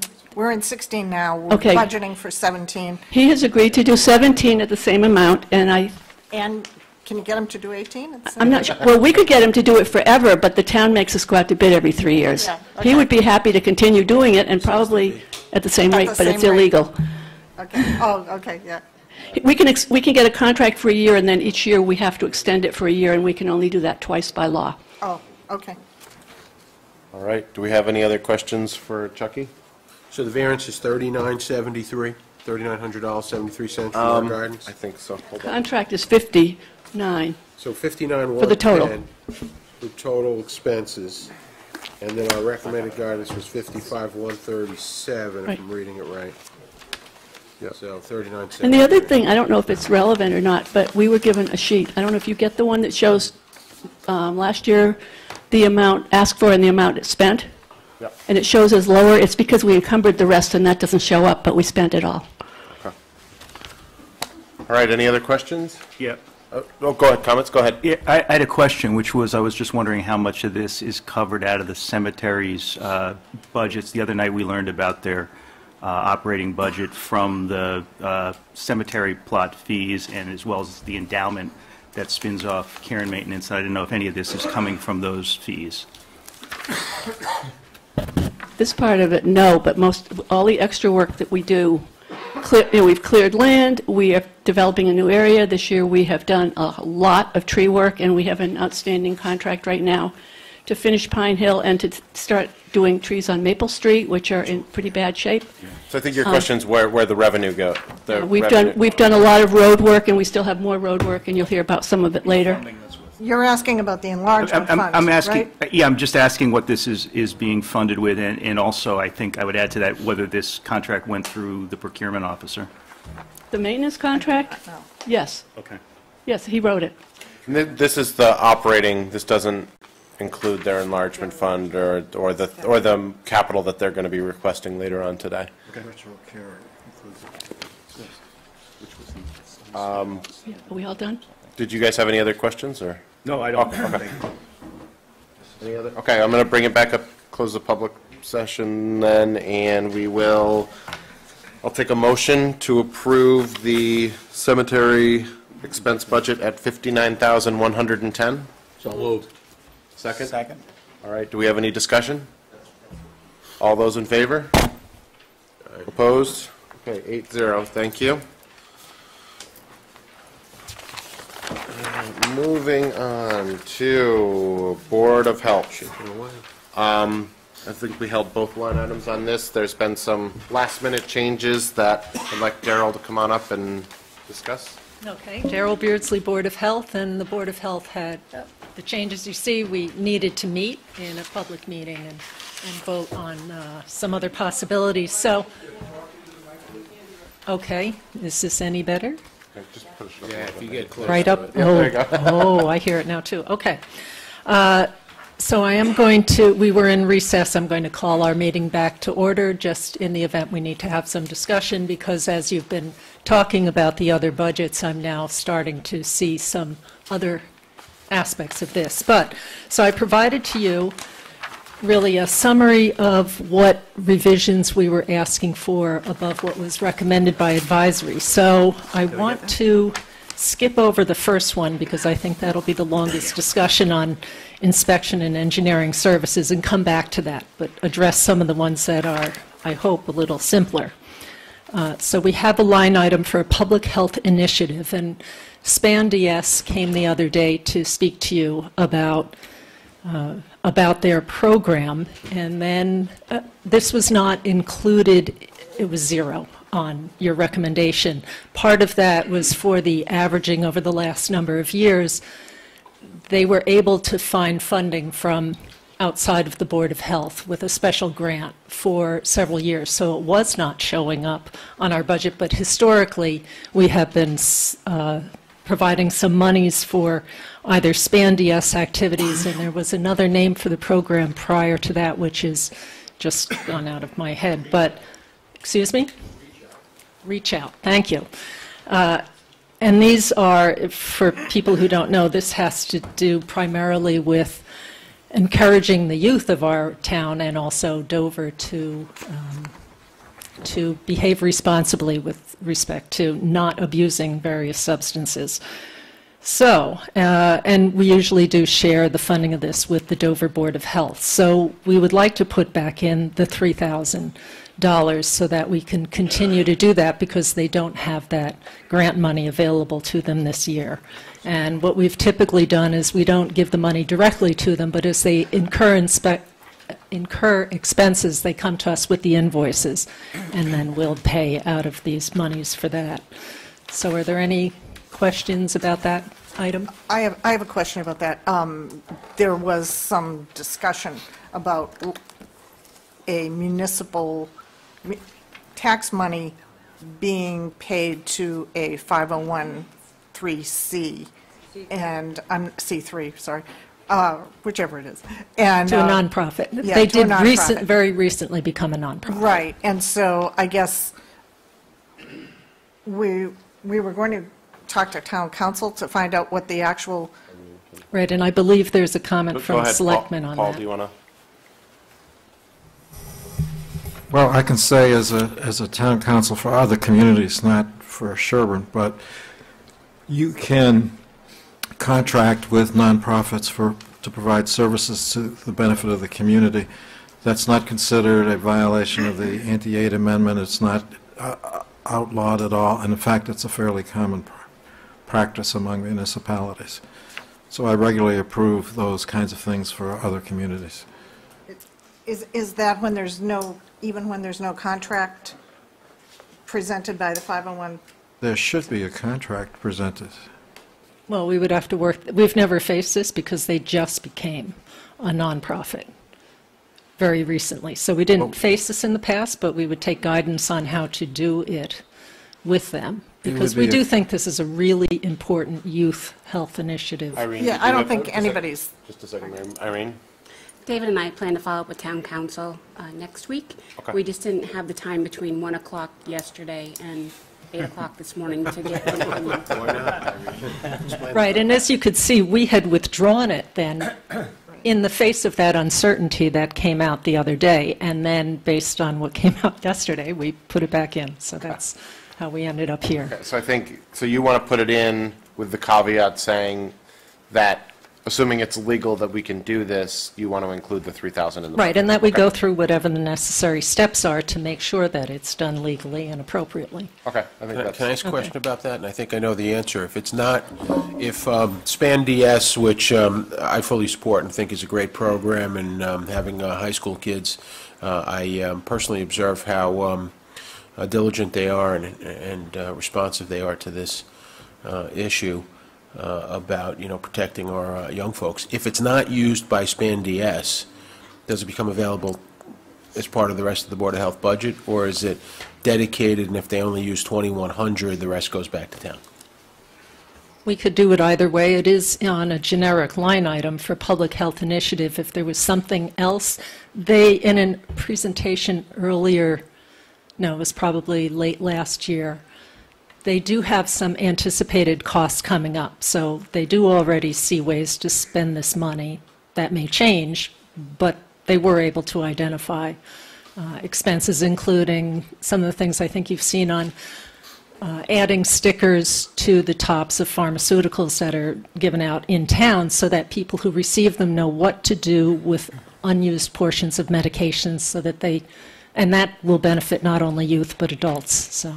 And our groundwater, in case people think they should be flushing those, which they should not be. And in case, as long as we're on this, in case you don't know, there is a collection receptacle in the police station, and what they do is bring it to a municipal waste incinerator, and the police escort the materials there, and they're disposed there and burned, so. Okay, that, I think that's, Paul, do you have more on that line item, or do you want her to finish the rest of her? Okay, go ahead. On this line item, there has been an initiative from state officials for active participation by local government in substance abuse. And there was a couple of meetings at the Board of Selectmen's level in which we talked about what the community was doing, and we learned how many wonderful things that SPAN DS does, particularly for our youth, which was an important component of this whole opioid epidemic that's going on. So I very much urge the funding that's being requested here on policy grounds. It's critical that we address the needs of those who are opposing the opioid misuse. It's not limited to opioids, it's also alcohol and other substances. So it's a good program, it's a worthy program, we need to support it. Okay, thanks, Paul. So we can divorce this actually from SPAN DS entirely, can we not? I mean, if we just took them out of it. Yeah, and I was going to make that point, Mary, to follow what Paul said. The issue would be in a donation to an organization like SPAN DS that they could use in their discretion, but I also think you can't have a line item restricted to an outside organization. Right, so we would just leave it as a... If the Board of Health wants to put out an RFP or solicit proposals for health services and they go to that organization for those services, that's great, but it shouldn't be something we budgeted. So we just keep it as a $3,000 public health initiative line item, and it can be used. And then we have no problem. Right, exactly. Yes.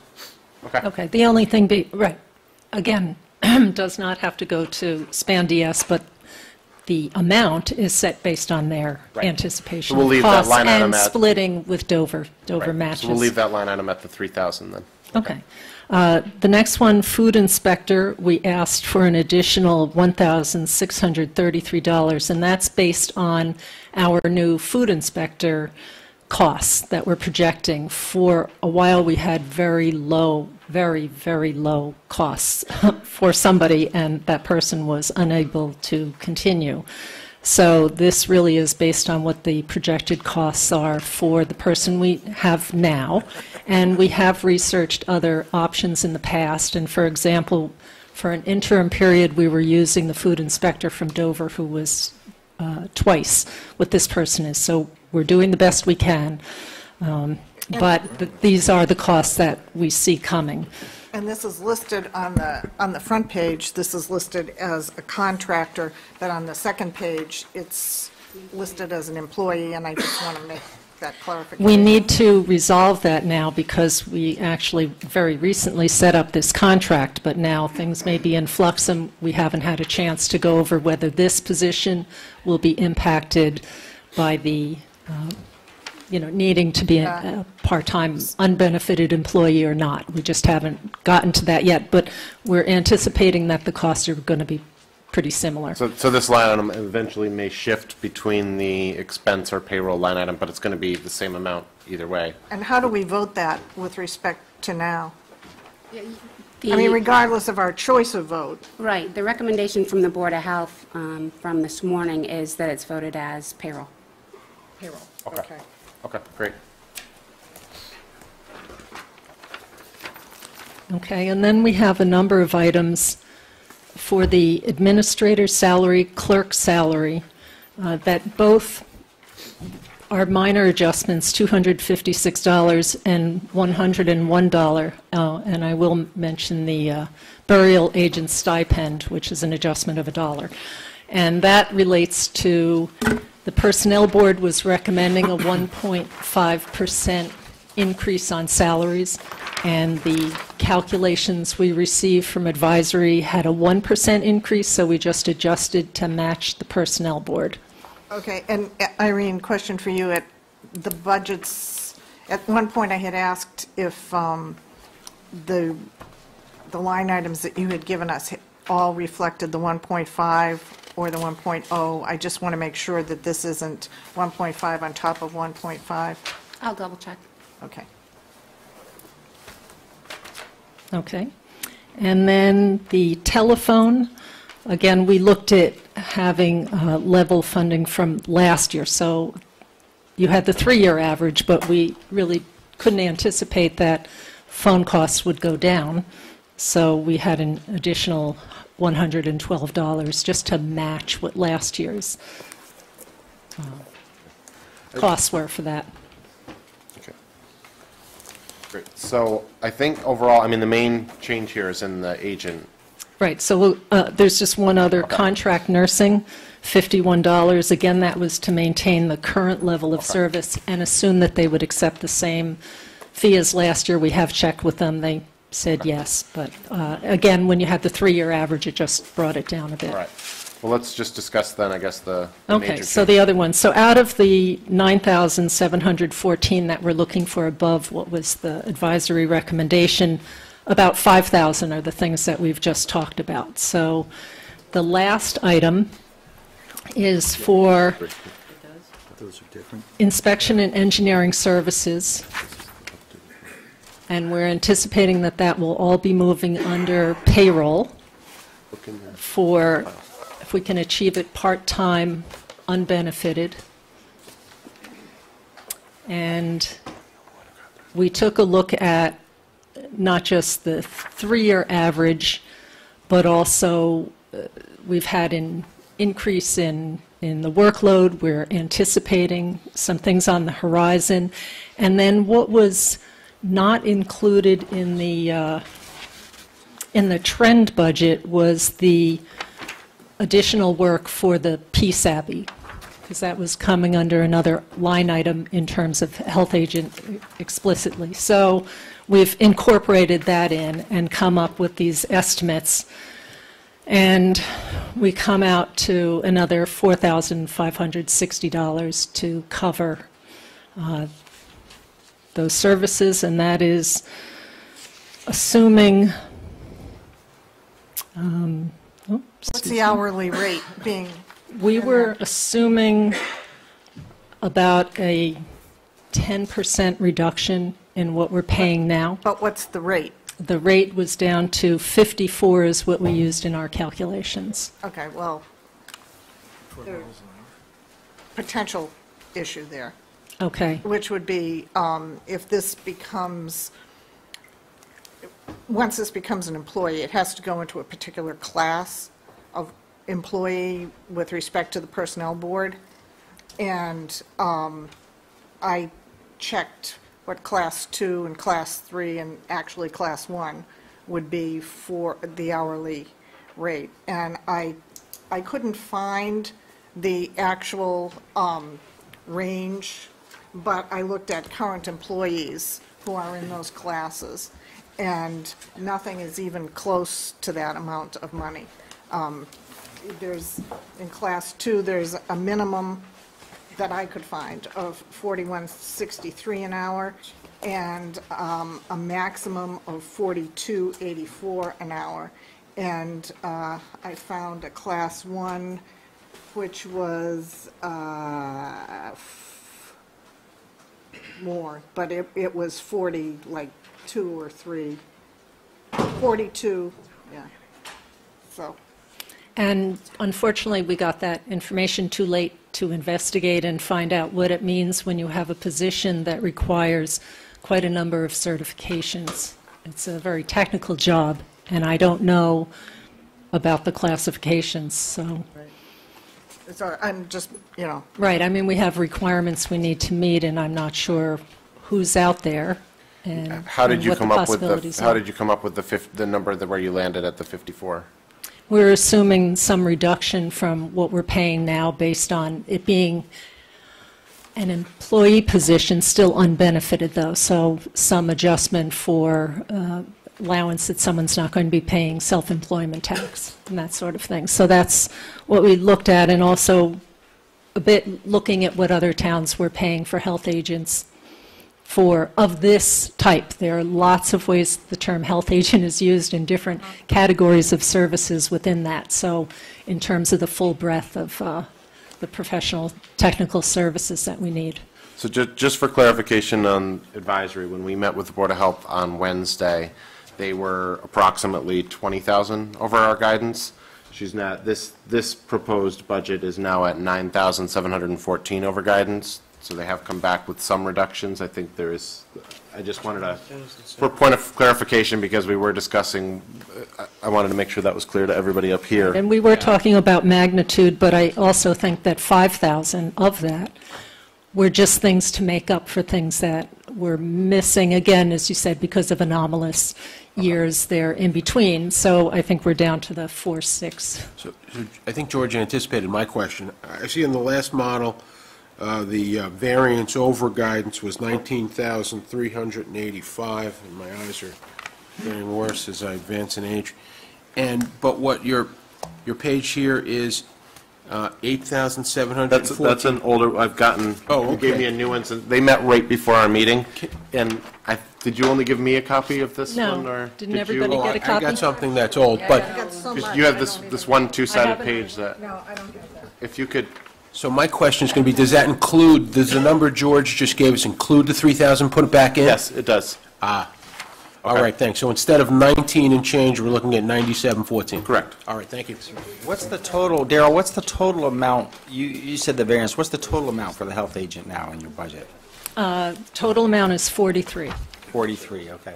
And it that's had a been reduction of only 38 2,000. something. No, because they used to have, but that also takes out the special agent, which was 5,500. So you've actually reduced it by like 7,500, correct, or thereabouts?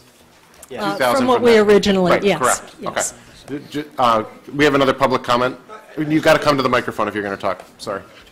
I'd just like to clarify so we can all understand. Bob, could you just identify your Sure, name and Bob street? Murchison, Lake Street. Thank you. I have some substantial comments to make, but I just want to clarify from Daryl. I don't think we really understand the budget they've submitted. They submitted it a couple of hours ago, and I think it would be great if the town accountant could read the budget line by line so that we can all understand what it is, or at least at a high level. I think that would be getting into some detail that, I mean. Okay, let me ask it a different way. Let me ask it a different way. Because we're all very familiar with Okay. we've gone through the budget, and I think she's clarifying Sure, where they've made absolutely. changes since. Could we at least ask Daryl to tell us the rate that they are budgeting to pay the health agent? She just said $54. $54, okay. And the number of hours, because I think there's a substantial increase in the number of hours that she's put into her budget as well. And I just like to get the numbers out there so that we can react to them as a public and as the advisory. So you're asking for the rate and the hours. You already shared to give the rate at 54, so could you clarify the hours, what you were proposing originally versus what you're proposing now? Well, we're proposing 800 hours now. Okay. Which is how many hours per, sorry, I just don't have a, We used to be 750, right? oh, it was set. Okay. Well, we're trying to incorporate, again, this goes back to the earlier discussions you were having that I was thinking, we were trying to look ahead to what we believe is on the horizon in terms of work coming, and there seem to be indications that there are a few more large projects coming, and we also need to finish Abbey Road, which is another large project. And then with the recent uptick in application activity within town, we're seeing that we're getting up to a higher level again. So those are the things that factored into our 800. The question is whether you're looking at things more in the best case and then adjust later if we find that those things are coming to pass. And then the other issue I have to mention is that we still don't know who we're going to find when we go out to find employees to fill fulfill these services. So there's a bit of an unknown there in terms of rate. So we do still have unknowns. Historically, how many hours, if you're saying this budget is for 800 hours, Which would be about 16 a week, based on a 50-week year. okay, and how many hours historically has the agent worked? From 2008 to 2015, the number of hours have ranged from, for week, I'll give you per year. I Per year, can't, yeah, that's don't have fine. the weekly because it's so variable that it's hard to give a realistic number. So from 2008 to 2015, it's ranged from 555 hours up to 714. So they've never worked more than 714. That's been the max? Right. And you're asking for 800? Yes. But those hours did not include, that I just gave you, did not include work on Peace Abbey. And so that adds an extra amount, right? So we have some hours anticipated for that, and then, again, the larger projects that we believe are coming down the pike. How, the difference in the Peace Abbey, though, is just this year as the result of a situation. I mean, it's well, those hours here were not, I didn't add in the hours that have been spent on the Peace Abbey, and we've made some projections about, given the types of inspections and other work that still needs to be done as the project is completed, what that might require. But again, we don't have a lot of models to go off of that say ordinarily a house inspection of this type takes X number of hours. So when you have a lot of units, but there's some overlap and similarity, there's likely to be an economy of scale there. But so again, we were doing it in the preparatory for not the best case, but our best estimate. so And I understand what you've been I saying think based on earlier is that trends, you're, based on trends, that seems like a large jump from 714 as your max you've ever had up to 800. That doesn't seem to follow the trend that we've been looking at. George, the only thing I'll say is I've sat in more meetings than I can count for the Fields of Sherborn project, and the agent sits through we've probably been spending sometimes 10 hours a week just sitting in public meetings, either at, and my seatmate's been Chuck Yon, as he can attest to, either at the Board of Health. It's not just the Board of Health. They've had to do presentations at the ZBA where the Board of Health is really in meeting sessions and recommend too. So I know that the Fields of Sherborn, which is at least now, I won't say come to a close, but come to a turning point or a transition point, because the ZBA is now going to make it. That one project consumed a lot of hours. I don't know if the increase is justified, but these 40B projects are very, very intensive in terms of the number of, not just inspection hours, but actually hours you have to spend listening to the hydrologists speak and listening to, we had 4 hydrologists for the Fields of Sherborn. One was hired by the town, one was hired by the Citizens Action Committee, and 2 were hired by the applicant, his engineer, and then he hired a peer reviewer. So there were a lot involved in that. Who's to say if it's right, but I do know that those projects, if there's an uptick in 40B projects, it does mean a lot of hours. And it may not go anywhere if the projects get rejected and they don't get built. You still have more hours than we might have seen historically. also just for reference, I'll mention that 55 hours have been spent by the supplemental health agent on the Abbey Road project thus far. But that's on top of, so if you're talking Right. about the So 714, take the you 714 weren't and add- including the 55 hours from... Correct. that's just this year?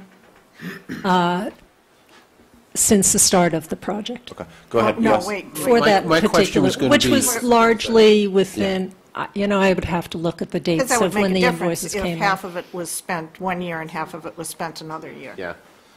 Do you have an estimate for how many hours you think just this last year that's ending, how many hours that agent's going to be working?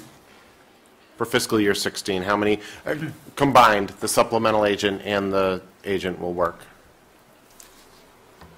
I did not pull those numbers, All right. although we do have it from all the invoices, so. And was okay, I mean, if you didn't pull it out, I don't want to surprise you. The 714 was the last, the 2015? That was in 2010. What was the last fiscal year before this one, the number of hours? 595. That was in fiscal year 15 was only 595? Okay. Sean, did you have a? I was going to make a point to Jeff's point. She somewhat has Abbey Road separated, and that's 55 hours that wouldn't have been seen to that 800. But what's not separated is the amount of extra hours in the meetings for the fields. And one's going to dwindle down. There might be another one right behind it, and 800 hours might seem pretty light if one or two of those projects starts hitting. And I know Daryl's not going to sleep much if they do, but can you even estimate how many hours just on meetings and plan reviews that the current agent has done on the fields? It's very difficult. It is. And It's fair to say it's probably more than Abbey Road, right? Oh, yes. At this point? Oh, yes. Great deal So more. there's 100 hours that aren't even captured in your historical years. Right, and I think, again, going back to the point that we've made on a lot of other budgets, that when we're doing the trend budgeting, this would fall into that unanticipated, we can't anticipate projects that haven't even had an application put in yet. So I think that falls into that unanticipated reserve. I mean, they've come this year for reserve fund transfers for these special consultants. I think this overage in hours isn't unanticipated expense if there's projects that aren't even applied for yet. I just had a question about the numbers. Daryl, did you, through the chair, I guess, did you say 800 hours at $54 an hour? Is that the price? Because I'm getting a different number when I divide out the 800 by 54, and the 45,000 request at 800 hours is 56.25.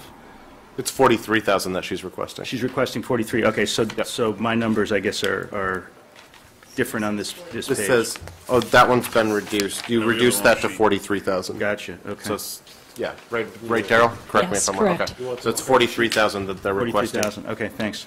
George, this is actually a double unanticipated also, because I think, I want to understand the process of a personnel board, but we actually have the double unanticipated. We don't know how many hours, and we don't know what the rate's going to be, really. Right. So in some ways, what we pick is arbitrary to me. Daryl doesn't know either, really. So that kind of gives the case of going with guidance of what they've spent in the past. You can go with any number, and we don't certainly, as I explained to the Board of Health this morning, we certainly don't want to overtax and money that we aren't going to need. And we do have the reserve fund, as Mary's made that point very well. So I think really there's no certainty here. We don't know. The Personnel Board's going to do whatever they're going to do and get a comparable job classification. We may or may not be able to hire someone at that rate. We'll have to see what the market bears if candidates apply. And then we don't know how many hours are going to be. So I think pretty much any number we pick is going to be the right number to go with, and we'll have to make adjustments during the year, really. Right. One thing I'd just like to ask, and this might be a question more for town administrator, is my only concern, I understand what you're after much better after sitting through all the other presentations. As long as we aren't constrained somehow when we do go out to hire because we don't have the monies, that would be my one concern, because again, we don't know what we're going to see when we do that. As the procurement officer, I guess you would be, can you talk to that, David? Yeah, as the HR person. Yeah, exactly. I'm sorry. Yeah, I mean, there's definitely a hiring process, and you go out and you try to find the most qualified person for the least dollar that you can get. And I would think that we would get somebody less than $54, but having that set and budgeted doesn't mean it's going to be used when you go out to the market and actually hire someone. All right, if we could get someone for less, we would. I mean, so.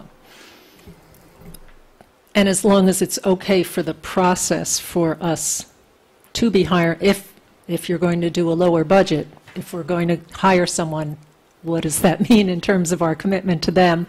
And do we have the funds there? It's outside my area of expertise. I just want to make sure. Do we think that a hiring can possibly happen between now and town meeting, for example? No. There's a director position that's in the classification plan. it's a director/sanitarian position. You could post that and hire into it. If you're going to create a new position that's lesser than the director, say it's just health agent, you're going to have to hire the person as a supplemental part-time to continue operations until the personnel board can approve a job description and then go through the hiring process. So that route, no, it wouldn't be done by town meeting. We have more public. Bob, do you want to? Thank you. Again, Bob Murchison, Lake Street. And I would also say that I spent a lot of time at 2 North Main Street and in Board of Health meetings. So the BOH today is asking us to trust them with $138,000 of our money. Over $50,000 goes for health agent services. Just a point of clarification, they're now asking for $128,000. So okay, thank you. I just want to. Yeah, I'm working off. Yes, no, I just want to make sure all the facts are there. Absolutely, I'm working off last night's numbers. I apologize. Accountability is paramount in our town government. 18 months ago, I came to the Board of Health and the town with credible evidence of fraudulent billing by the health agent and false statements by the health administrator. 12 months ago, those concerns were confirmed by an independent special investigation. 6 months ago, I asked advisory, under the Sherborn general bylaws, to take action. As of today, the Board of Health has not provided any written response and almost no verbal response to this matter. I understand from David Williams that the State Inspector General is now investigating the matter. More recently, our town auditor has determined that the health agent contract is a violation of IRS and tax law, which, by the way, I sent to the Board of Health in October. They got a letter from the town auditor on January the 7th, and they're just now reacting. As part of that opinion by the auditor, the health agent will now be required to be an employee and work in town hall, which is a big step toward accountability. I have reviewed the health agent director compensation data for 7 towns. I realize I'm repeating a lot of things you guys have seen already, but it's for public as well. I've reviewed the health agent director compensation data for 7 towns. The hourly rate ranges... Time. Sorry, Bob. Allison, can you make a public comment, please, and read the rest of my comments? Somebody yield some time. Please. I'm sorry. I respect the time. I'll try to just be very quick with this. Allison Hoppen, Murchison, Lake Street. The hourly rate ranges from $33 to $43 in surrounding towns. And importantly, Mark Orem is paid $41 per hour at his 40-hour-a-week health director role in Ashland. Why would Sherborn ever pay Orem more than Ashland? Board of Health is asking for a 27% increase in health agent expenses versus the 3-year average. That may have changed slightly since last night. The expenses never went down in the Great Recession, yet they go up by 27% now. I propose budgeting an hourly rate of $45, which is at the high end of the market and will be sufficient to find a qualified person. I propose budgeting 763 hours for the health agent position, which is more than last year. My proposal would be savings of $16,000 versus that proposed by the Board of Health. That may have changed since last night. So I respectfully ask that the advisory exercise its statutory responsibility and hold the Board of Health accountable for its spending. Thank you. Thank you. Thank you. We have more. Michael? Michael Lesser, 54 Forest Street, a observer and have other Board of Health connections. Full disclosure. I agree with some of what Bob said about you can look at the rates from other towns. I think there could be more work done. The rates that are quoted there, as I've sent out also, is that you do have to adjust for full-time positions. Mark Orem's position in Ashland probably is the equivalent of into the 50s once you deal with the benefits that that kind of position gets. But that without, and what time could be spent researching that, and will be, when there's a whole bunch of work that's going to be done just to get a job description out with a rate. I would argue that the issue of whether there's a ceiling, it would be nice if we get less than $55 or $54 an hour. Who knows what the market will show up. Last year's procurement did not show a lot when they went out to bid for this job, so that we do have some indication from last year that for all the efforts to get people, that the only bid that came in, even as a consultant, and you could adjust it down, that the 60 was the lowest rate, that it was the only rate that anybody came in. People were not coming in this, but hopefully we'll find out what we get. The question is whether the issue of whether there's any limitations, because I don't think that hopefully they would go out for a procurement where you don't have a ceiling. You have a ceiling, but you don't have to hire at that, so that you can come in under. As to the hours, right, whether it's the 750, this year it seems to be closer to 700 for what I've seen of some things there. There is the extra stuff that's not a matter of unexpected. The Peace Abbey could be anywhere from 50 to 75 on top of that. And there could be additional work if you want to worry about increased activity. We can debate the past records another time. So that somewhere between the 750 to 800 is probably not an unreasonable number. Time. Thank you. Do we have any more public comments? All right, so I will, hold on. I got to do a point of, Well, if you'll accept it, I'd make a motion to vote guidance, but I would term it without prejudice, against further requests, based on what's determined as to actual hours and actual rates for the position. Hey, Ben, I was just trying to look that up, so I agree with Ben, but I'm wondering, what is the guidance number? I don't have it that guidance number is... If I understand correctly, Bob, maybe can I ask a question of the audience, George? Is that allowed? Yeah, we haven't closed the public. So Daryl's number is around 42,000, I think, and Bob, whatever it was 763 and 45 is around 35,000? 34.5 or something like that? 118,422. Yep, that's for the two combined. 34.5 or something? So for those watching it along, I submitted a proposal to advisory a couple of days ago as an option. What I proposed was 763 hours, and the way I got to that number was I took the 713, which was the appropriated hours for the last 7 or 8 years. 713 was appropriated, and I added 50 for the completion of the Abbey Road project, which obviously I know a little bit about what's going to need to happen. That's my opinion, 50. I came to 763 hours. I looked at the hourly rates that I spoke about a moment ago. They range from 33 to, I think I said 42. I chose 45 because I wanted to give the Board of Health a little extra room to be able to find, if they found a great person, $45 an hour sounds right to me.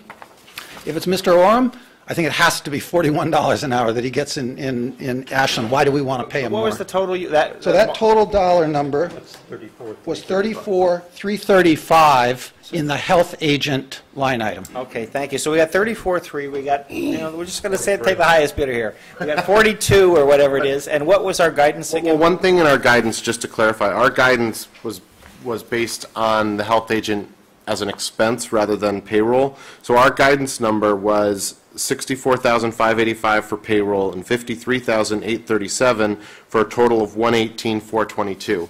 The Board of Health is now proposing $115,493 in Board of Health salaries and $9,643 in expenses for a total of $128,136.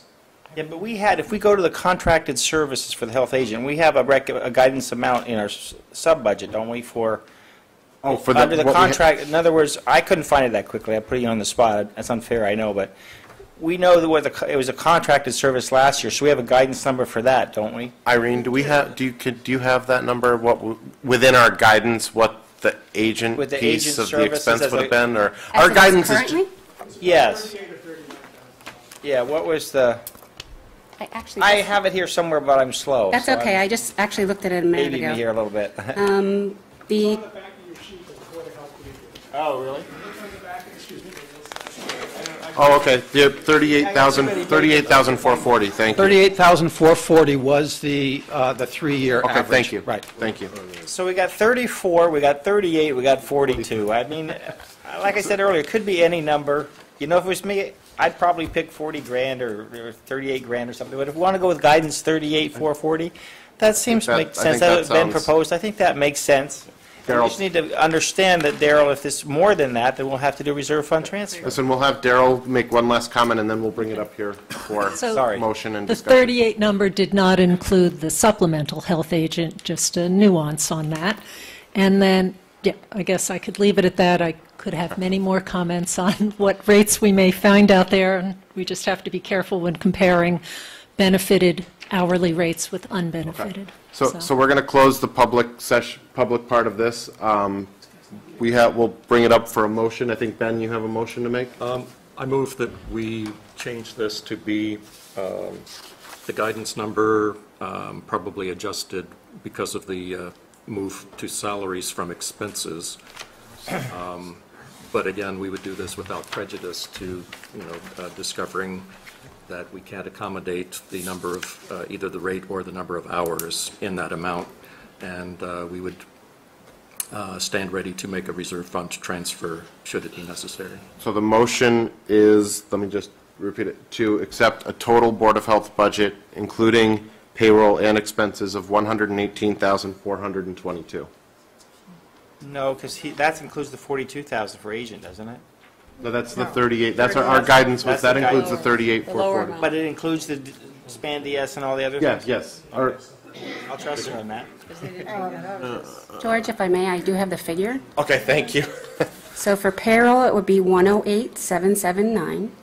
779. Thank you. Expense is $9,643. 9,600. And that includes the Yes, SPAN DS, the Public Health Initiative. Sorry, Correct. I don't want to do for a total of 118,422, which is your guidance. 422. Okay, great. We closed for public comments, so I don't think we can. So that's our.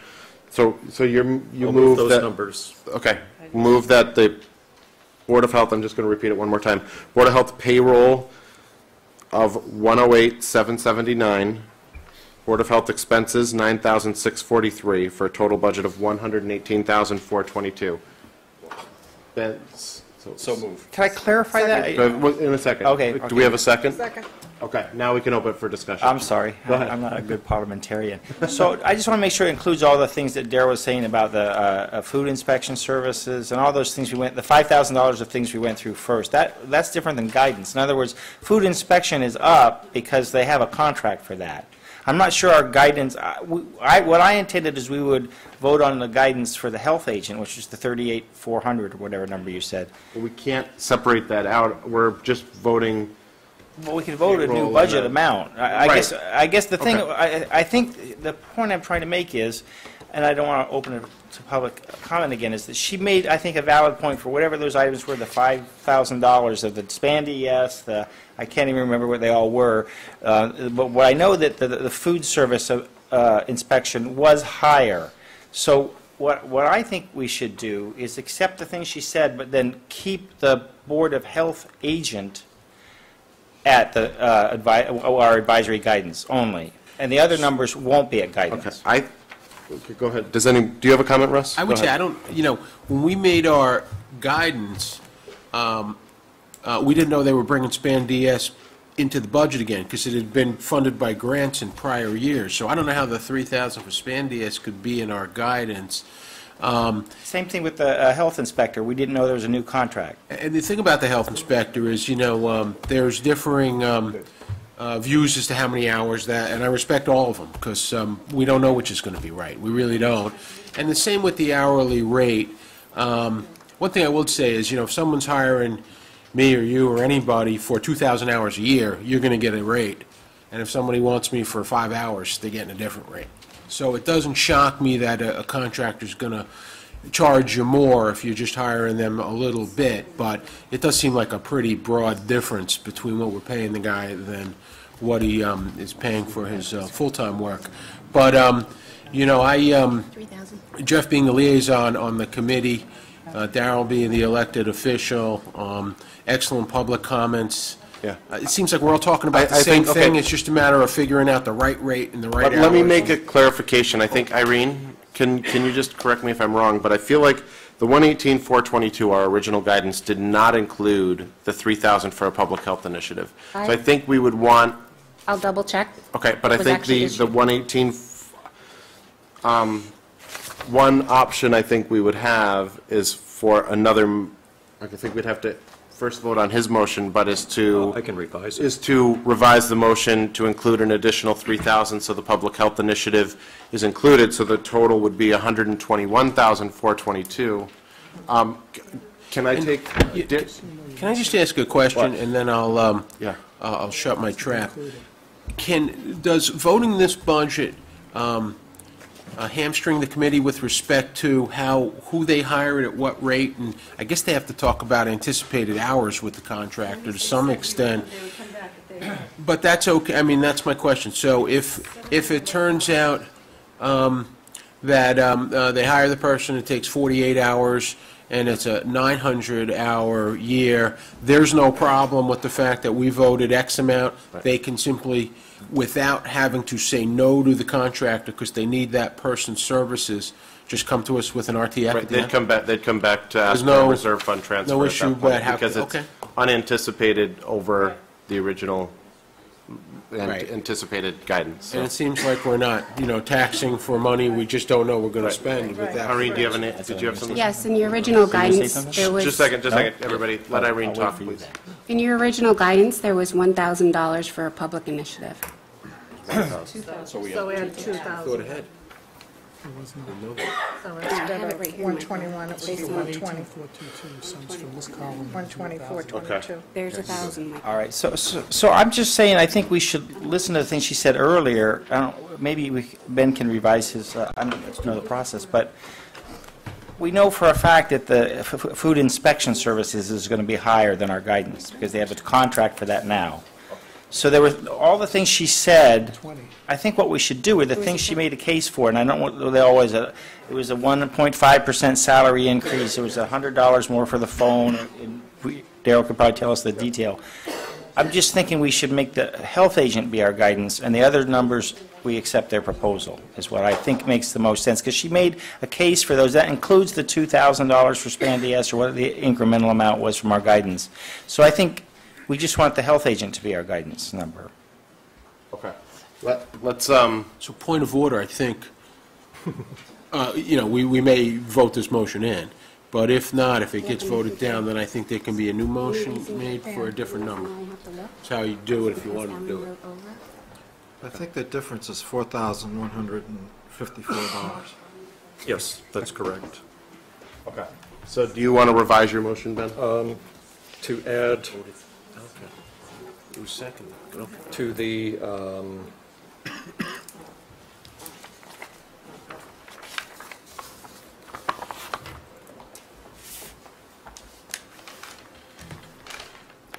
maybe I should make Irene do this.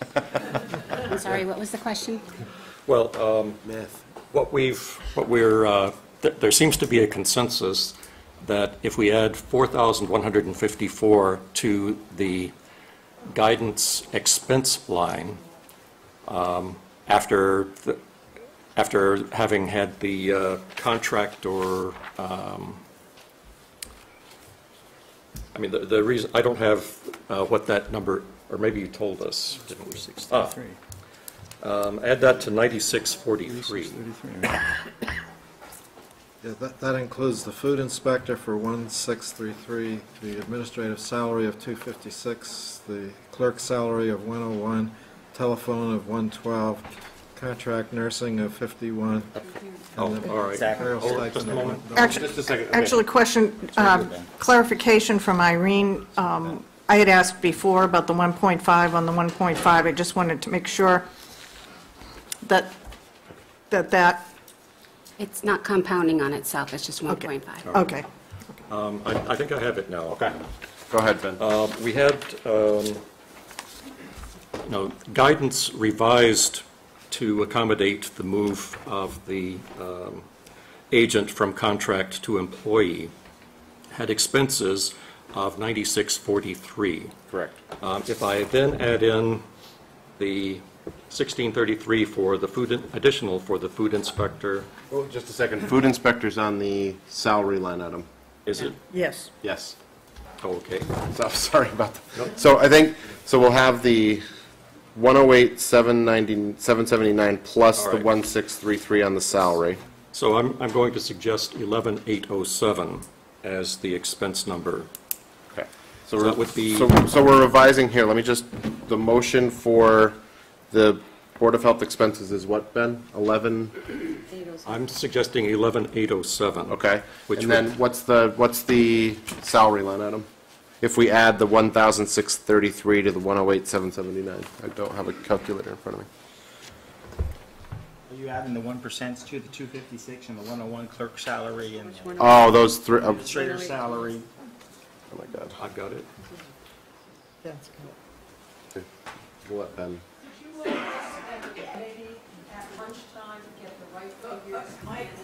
You're not at a microphone. You can't speak. I'll speak for Kitty. I think it's a good idea. I was going to say, why don't we... Can I skip over this one and we'll vote on it once we get... We could just come up with so we know what's in it, or... Well, I have... It's 11:30. You have a motion on the floor, so... All right. Okay. I'd make that 110,769 for the salary line. 769, okay. And what's in the 11,807 for the expense? Yes. Okay. So I have a revised motion of 110,766 for Board of Health payroll and 11,000. 769. Oh, I'm sorry. 110,769 for Board of Health payroll and 11,807 for Board of Health expenses. Do I have a second? What's the total of those two numbers? Total is 122,576. 120. 570. Thank you, Amy. So for a total of 122,576. Do I have a second? Second. I think it's right. Can I ask a question about the numbers? There seems to be a discussion back here and a discrepancy between the 3,000 and the 2,000. Okay. And in terms of the materials we were handed by the Board of Health, that seems to support a 3,000 item for that public health initiative. Irene is saying there was already 1,000 in, but this does not support that there was 1,000 in before. Exactly. So there's an open question on that. What are you appropriating for the public health initiative? In this 11,807, there's 3,000 for the public health initiative? No, I added 2,000 to our guidance number, which included 1,000 for a total of 3,000. That was my intent, anyway. And I guess the question is, there's a dispute, Ben, over whether that 1,000 actually exists. Well, I can't answer that. To Katie Sturgis's point, it might be wise because we have a couple other holes, don't we? Even if we could go through and... Yeah, okay, can we, I guess we'll, point of order, I don't know, can we put a hold on a motion on the floor? Yes, you can go as 118. Good. Okay. But if we do that, sometimes the holds have to go to the end of the date after the last, I don't know. Not on the Not budget. We Article can keep it within this So we'll budget. put Not on it, Article 4. so Jeff, you want to put a hold until I think after we get through the other? If everyone's in omnibus? agreement, I think it makes sense so we know what we're voting on. Okay, fine. So we'll put this on hold and we'll move on to the next. Well, it's the reserve fund, and we need to... No, we have historic. We have recreation and historic Oh, stuff. yeah. So- Okay. All right, so we're going to put this on hold, and we're going to move on to the recreation line item of 15,000. They did not, Irene, you did not get a resubmission on this? No, I did not. The last I heard is the Recreation Commission is still requesting the $15,000. Okay. Just some comments on this. Our guidance on recreation was 0 because they had, their funds had moved into a revolving fund, and we thought originally that their operating expenses would be paid from their own revolving fund. They came back and submitted a budget for 15,000, which is what their budget was in 2016, saying they want that for operational purposes to take care of the town assets. Not so much, they want to use the revolving fund for capital purposes. For what they told us was for items like irrigation and proper drainage on the fields in which they receive their revenue into the revolving fund. No one from Recreation. I did get an email from Leo Kavanaugh saying, unfortunately, none of them could attend today. All 3 of their members are out of town. so I don't think we're getting any comments from them. I don't know if we have any comments from the public on this, but Michael, go ahead. I'd at least like to raise some questions. They do have a substantial fund that was generated with fees. I certainly support all the work they're doing for the recreation programs for the town, but it seems to me if they're being funded for operating expenses out of tax dollars, and meanwhile they're accumulating a fund out of fees that they've taken in for their recreational program, that those funds should be paid into their operating budget, and the capital items should come in as specific capital requests that the town can actually look at and decide whether the town wants to support those requests. And so I don't think it's good practice to have a board accumulating funds that aren't spent when they're going to the taxpayers and asking the taxpayers to fund their operating budgets. Okay, thank you, Mike. I could add. Go ahead, Jeff. Is that all right? Yeah. I know Leo pretty well. I think what he's saying, and I'm just repeating what I think he said before, is that what they do is they manage those assets, Laurel Field and Pheasant, or whatever the assets include, the tennis courts. He feels that there's a certain amount that they would have to do no matter what. Like, it wouldn't be mowing it every week, but it would be mowing it, every month or some number of times that you have to do just to maintain the town's assets and not let it become ravaged field. And Sean, you know more about this than I do. There's separate things that they have to do, like they have to, line the fields and do all kinds specifically for the other uses that they charge for, which is if a soccer team or lacrosse team uses the field, they have to do even more. They have to mow it more often. So I believe the reason why I don't know what the right number is, but the reason he has this budget item is he believes that there's a certain baseline that has to be done to just make those assets be of an acceptable level to the town to be not deteriorating. And above and beyond that, any costs, operating or capital, to your expense, Mike, to your point, Mike, above and beyond any operating or capital expense above and beyond that related to providing the services that they do to the teams and sports that use it is coming from that reserve fund. So this is a separate amount. And I don't know what the right dollar amount is, but there's a reason why he feels a certain amount should be separate and in the town budget. They did come before our committee, I think about 3 meetings ago, all 3 members of the Recreation Committee, and justified why they needed this amount of funds this year coming up, and some of the issues were, porta potties for the field locations, investigating whether they can do more with the recreation, with the concession stand over at Laurel Fields, and they had other initiatives they saw on this year's horizon. I don't know what the actual figure is either, I agree we should be seeing capital items before deciding whether to dedicate the money, but I guess my suggestion would be to give them some kind of budget. They historically have not used the budget. Problem, we taxed on the budget, they haven't used it, so we're taxing on money unnecessarily. Right. My suggestion would be to build something in, and I understand it would be quite arbitrary, and see whether they use it this year for good things. And if not, then... Based on historical averages, it's been around 10,000, I think, is the number that they've used for their general maintenance, basic maintenance. Sean, did you have a comment? Well, I had one, now I have 2. Okay. And first to Jeff's, this came up kind of late. This came up a little bit late because we also were talking about the use of that revolving fund once it comes up in the last meeting. And we started looking at, and I think people would be a little bit surprised to know that CM&D does all their maintenance. And that's budgeted through CM&D, not recreation. So all the field mowing and everything else is just baked into the town's maintenance of those properties. Just one point of clarification on that. They do have a field maintenance line item, which is $9,000 of their $15,000 budget, and in 2015, the most recent year, they expended $8,486 of that. Right, and I think that was for slice seeding and maybe fertilizing. Okay. But the regular maintenance, you see guys out there mowing Laurel Farms every week. That's under a contract that's the same as the contract for this building. So while we think that we're taking in revenue and spending it on maintenance, we're actually not. And maybe that's something we want to change. This is all, in the past week, I looked at it, spoke with Ed, and I thought those numbers were linked a little bit.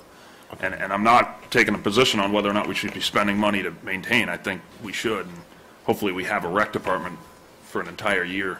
Go ahead. Michael, go ahead. Well, I just wanted to clarify how this came up at our last selectmen meeting. We certainly wouldn't want to talk about the recreation budget without the recreation people there.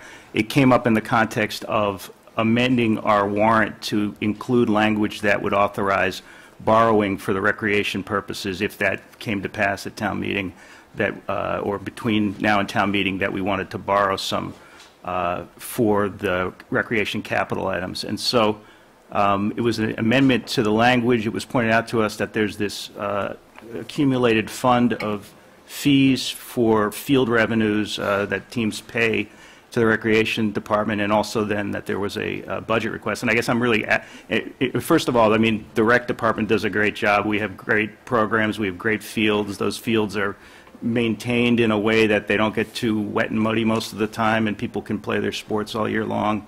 You know, and I know they've got ideas of ways to improve things, so I'm not taking any issue with the job they're doing. I just think it's a matter of fiscal policy. If we've got a fund that's accumulating over the years, we just shouldn't be looking for operating funds from the town taxpayer, and even more so when you say that those funds have been put back, not used most years. Gives me a little bit of comfort, because my concern was that the taxpayers had been paying in while this fund accumulated. Now I know that the fund's just been accumulating and they haven't been spending. Well, they've been spending about $10,000 a year, not the 15 that they're requesting. Less than their right, exactly. their current request. There's also, and this was pointed out to me, there's also a statute that talks about how these funds should be maintained, and they're spent at the direction of the Recreation Commission, but only with written approval of the selectmen in town, and only for the purposes of operating self-supporting recreation and park services. So it's clear that those funds are supposed to be for self-supporting services. But that's for, I think that discussion is, isn't there a warrant article specifically related to the recreation revolving fund? Yeah, I think that's how it discussion for that point. Yeah. But this, I think, right now we want to focus on, should we be funding like a general basic operating, because that's what they came to us and said, what we're looking for is a basic maintenance of the fields, not painting lines, not anything related to the generation of revenue on the fields, but because the CM&D department does not go out and paint their lines or anything like that. It's they're saying we just need to maintain the assets that the Recreation Commission is responsible for, and that's what their operating budget is asking for. And I'm just saying, if I were up there at your table, I'd be questioning when there's money already at hand in the town's accounts with the name Recreation Commission on it, why we aren't looking to that money to fund those items, understanding that there may be some big items like field repairs and tennis court repair, you know, construction, things like that, that they want to do with their funds, but that would be something you'd come back to town meeting for and get specific appropriations for. I have a question. Go ahead. Russ, did you have something else you were I was just going to say, if we're looking at trend budgeting real quick, for folks that don't have this in front of them, in 2013, the recreational expense line was $6,531 of actual spending. 2014 was $97.65 of actual spending. 2015 actuals were $10,084, and their request this year was $15,000. So certainly more than I would at least say the trend is. Last year we did budget $15,000. We did budget it, but I don't have a comment on whether they should be using their revolving fund for this stuff or not. They haven't historically, and there's probably good reason for that, or the funds they took in. Mark? Thank you. I presume this 147 built up over several years. Do you have any, and I looked at the budget, I can't see what the annual revenue stream is. Do you have that information? I don't have that information. Because it would seem to me that if they're spending about $10,000 a year, even if we take the revolving fund back to $10,000, that they probably have enough revenue to cover their operating expenses out of the revolving If fund. I remember correctly, correct me if I'm wrong, anybody on advisory, but when they came to us, Irene, do you know, is it around 80 or 90,000 in revenue per year? They brought in about 90,000 in revenue right. and spent 82. And spent 80, yeah, so there's your answer on that. So they are spending money out of their revolving fund on general you know, like I said, painting lines, doing extras on the fields to make them playable, so you can actually receive fees for these fields. So yes, it isn't. They're not just accumulating every dollar and then having the taxpayers pay for maintenance. I don't want it to look like that, because if they're collecting 90,000 and spending 82, I think they've been accumulating this over a number of years with the intention, when he was at our meeting, saying that there are major drainage and irrigation issues at some of these fields that they want to address with these funds. And they talked about, you know, the tennis courts and maintenance on those. So that was from what they told us, I mean, they're not here to say it themselves, but what they told us was that's what those funds are intended to be used, is to improve town-owned assets so they can continue to generate the revenue that they have in the past. Yeah. Well, it sounds as if we're close in terms of the difference to cover it. Right. Maybe it's 8 versus 10. Right. But in my opinion, those other things are capital items that they should come to the town for. All right. One more thing is this very large amount of like 197,000 has accumulated over years, but they're going to have to disgorge all but 10,000 of that this year. So that's coming into play, and their intent was to use it for these capital items. Second, we have a public comment on the floor. Peter Lifford on Doppingbrook Road. I'm confused about some of the numbers I'm hearing. It's 147 in the revolving account? Correct. But Ben just says they're going to have to disgorge most of that this year? That's the part I don't understand. Just a second, Peter, what? I thought it was 197. 147 was... Okay, 147. Just a second, Irene, what is the number that's in the revolving account? Do you In know? the revolving account as of December 31st, Yes. 147,302. $197,495.99. 197, okay, thank you. I'm going to Ben's comment saying they're going to have to disgorge most of that, but I hear their expenses are 82,000 a year and they collect 90,000. So why is most of the 197 going to have to be disgorged? It's the law. They can only maintain. So do they turn it 10,000. back? Do they turn it back to the general fund? You say They disgorge. can spend it, or if they don't, it has to go back to the general fund. Okay. My point goes, and by the way, I think the Recreation Commission is great, and I believe all the support all the programs they make. I haven't had a kid on a field in over 18 years. That does not my point is transparency. And to Mr. Selectman Giamo's comment, as a taxpayer and a citizen, the idea that they accumulate money out of fees in a revolving fund, my understanding about a revolving fund is much like Farm Pond. You take it in and you spend it there, and you take it in and you spend it there. It's not to accumulate funds, because now the accumulated funds, they have no public oversight. And without any public oversight, you know, that's a pretty vast accumulation, it would seem to me. Well, they're not accumulating anymore. They're not accumulating, and also with the revolving funds, you may not spend more than you have. I do understand, Okay, but what we so hear they don't is have to spend what I all hear that is they they've have. taken in 90, spent 82, and the difference is 8, but now they're asking for 15. I would just wonder if what that balance is, and if their argument is that they're looking to save for capital projects. Again, there have been several comments made that it's more appropriate to come back to the town for a capital project where there's transparency. They do have to spend all of this, except for $10,000 this year. And I think, just for a point of clarification on that as well, I think this is the first year that anybody's told them. I think that we just found this out, that they are limited to only 10,000 a year, correct, Irene? Correct. This is a statute that I used in prior towns. When I came to this town, I realized it wasn't being applied. I notified them in May that they would need to take some action this year. As of June 30 this year, any dollar or even pennies over $10,000 by law gets swept to the general fund.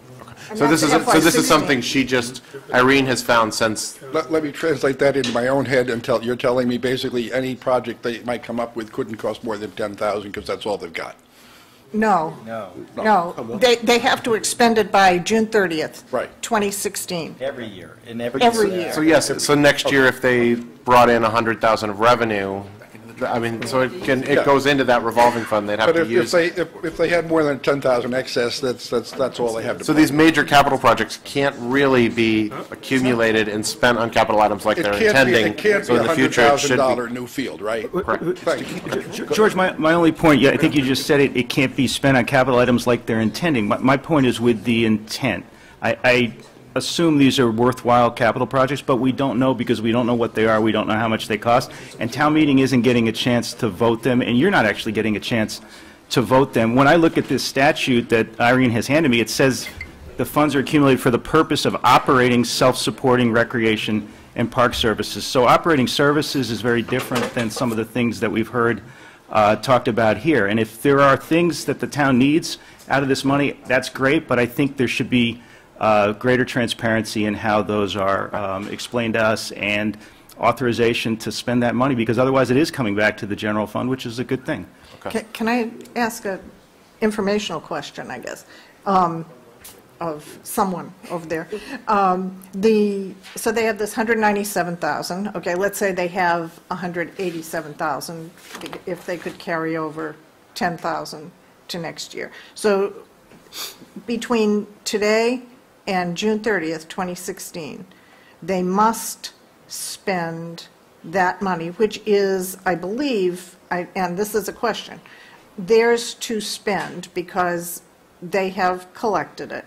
Any penny over 10,000 they have not spent as of June 30th automatically goes back to the general fund. Correct. And so that leads me to this question, which is if they, do they have to go through David, for example, to get okay on, Can we, whatever can I back up for Yeah. a second?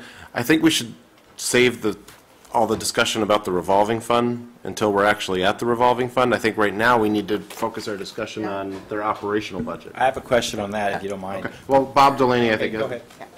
Bob Delaney, Pleasant Street. I attended a meeting with them fairly recently, and they have a very big agenda on the ball fields. They're talking about artificial turf, and they're talking about rebuilding the tennis courts. And the reason that we had a meeting with them was to talk about another program, proposal, and this is, they claim, not claim, but they said they have been before the advisory committee about bringing capital plans for this year, and we're told there wasn't any money this year, and so their intent was... That's not. Okay. When we talked to them, they came to us asking about keeping money in a operating budget. Last year, they budgeted 15,000. That's what they came and asked us for. Just for point of clarification from our meeting.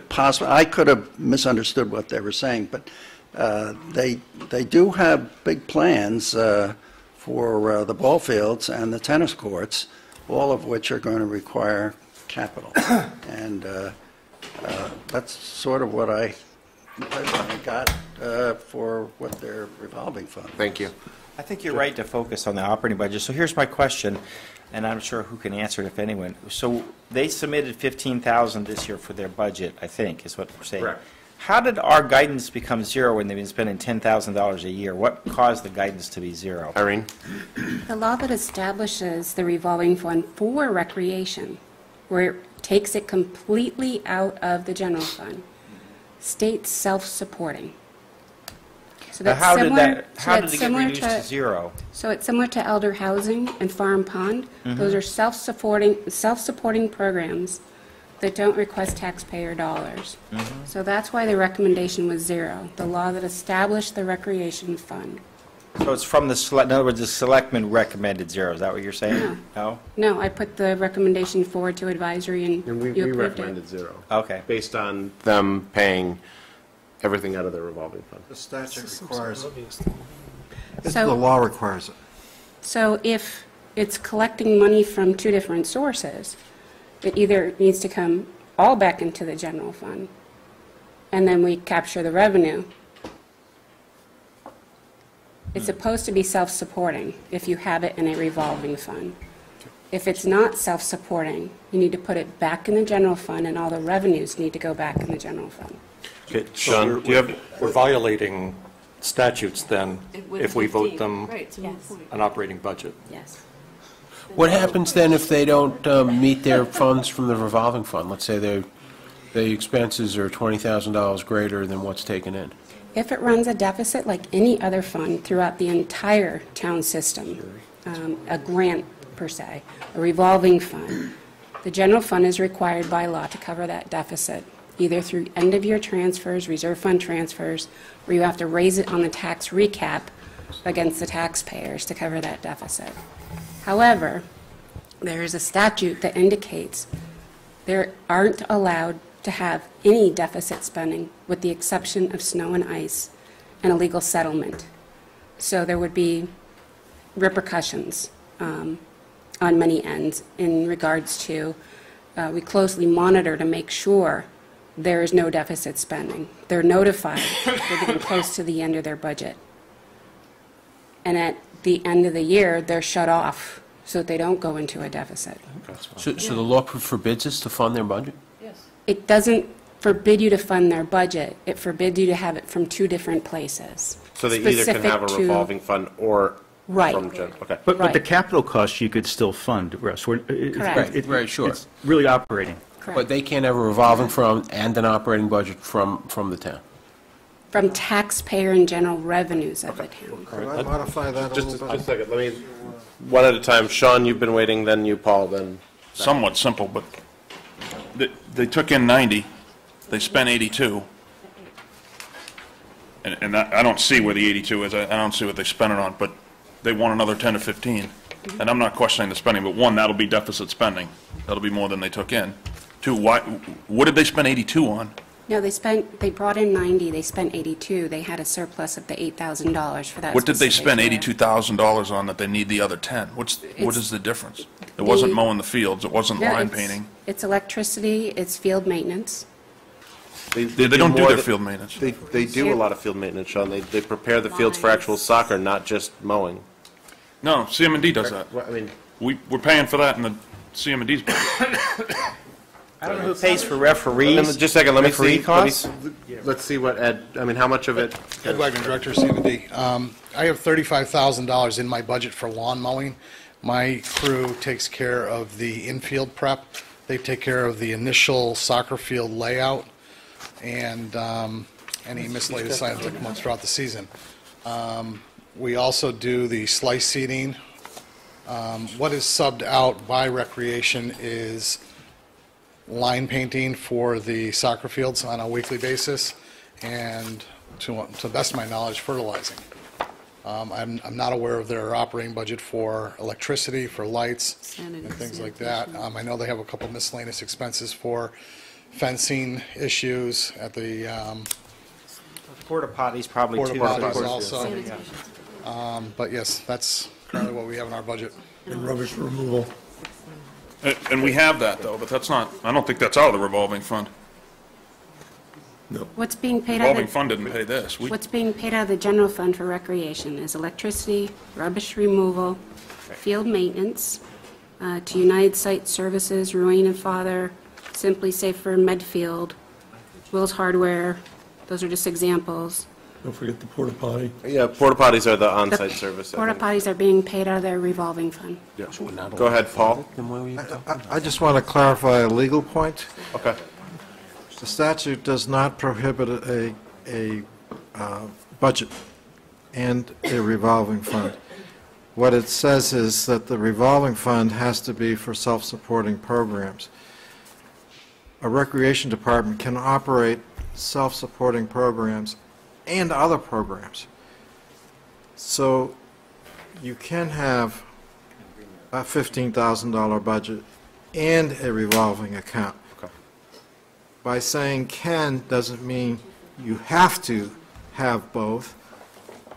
That's a policy decision for you all to have. So explain, so. You got to talk into the microphone. Oh, sorry, so the 15,000 can't be used for Self-sustaining.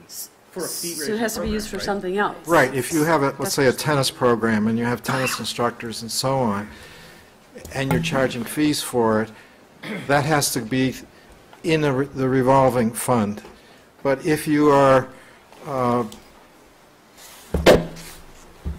don't know, running something else, I don't know all the things that they do, but if they have insurance expenses, or if they have cleaning expenses relating to fields generally, and not the tennis courts, that's perfectly fine. And from my understanding from when they came to present to us, that's exactly what they're saying. They're not, the items they're asking for in this $15,000 budget are not fee-generating items. These are general basic maintenance just to maintain the properties that they're in charge of under the Recreation Commission. Now, another item in that budget is $800 for registration of software, which I have a feeling Nancy's about to come up and say. So, because they're now taking their fees for programs online. Nancy, can you get out and explain it? Actually, you know better than I do. Sorry.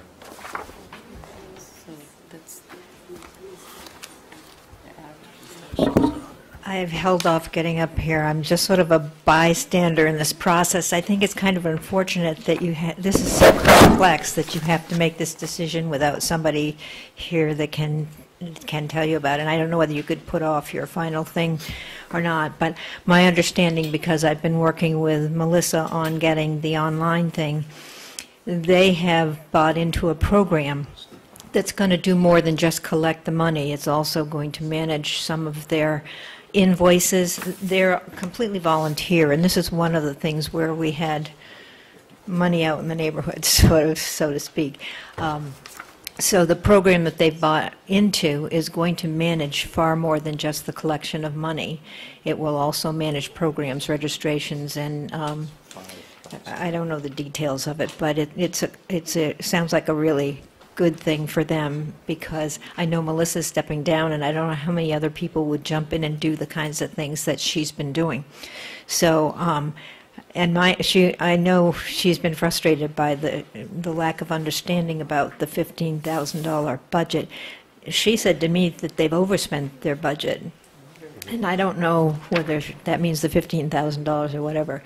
But my understanding is this is for things that are outside the program-generated things that are usually covered by this budget. Okay. Thank you, Nancy. Do we have any other comments? I'd like to move it up here for discussion, or... I apologize. Did we decide that...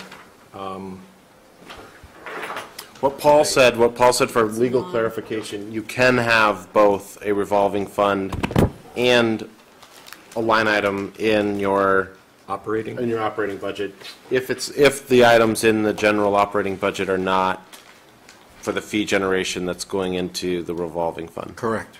Okay. Do we have any of those?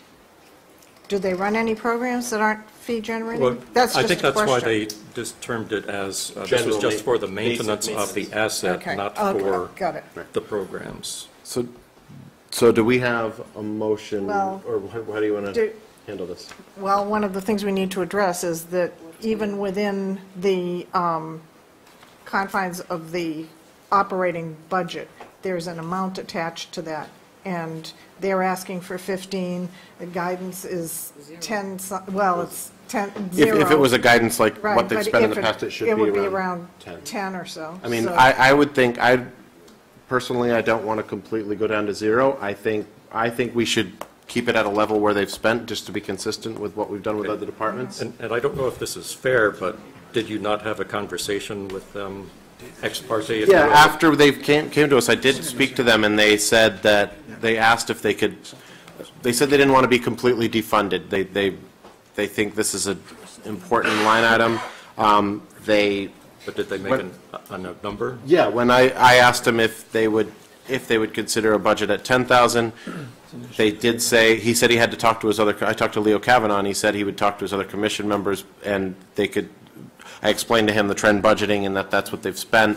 he did say that the 10,000, he would be amenable to it. I haven't heard back from him since whether he had a chance to talk to the other members of the commission. So I would recommend that we move to put it at 10.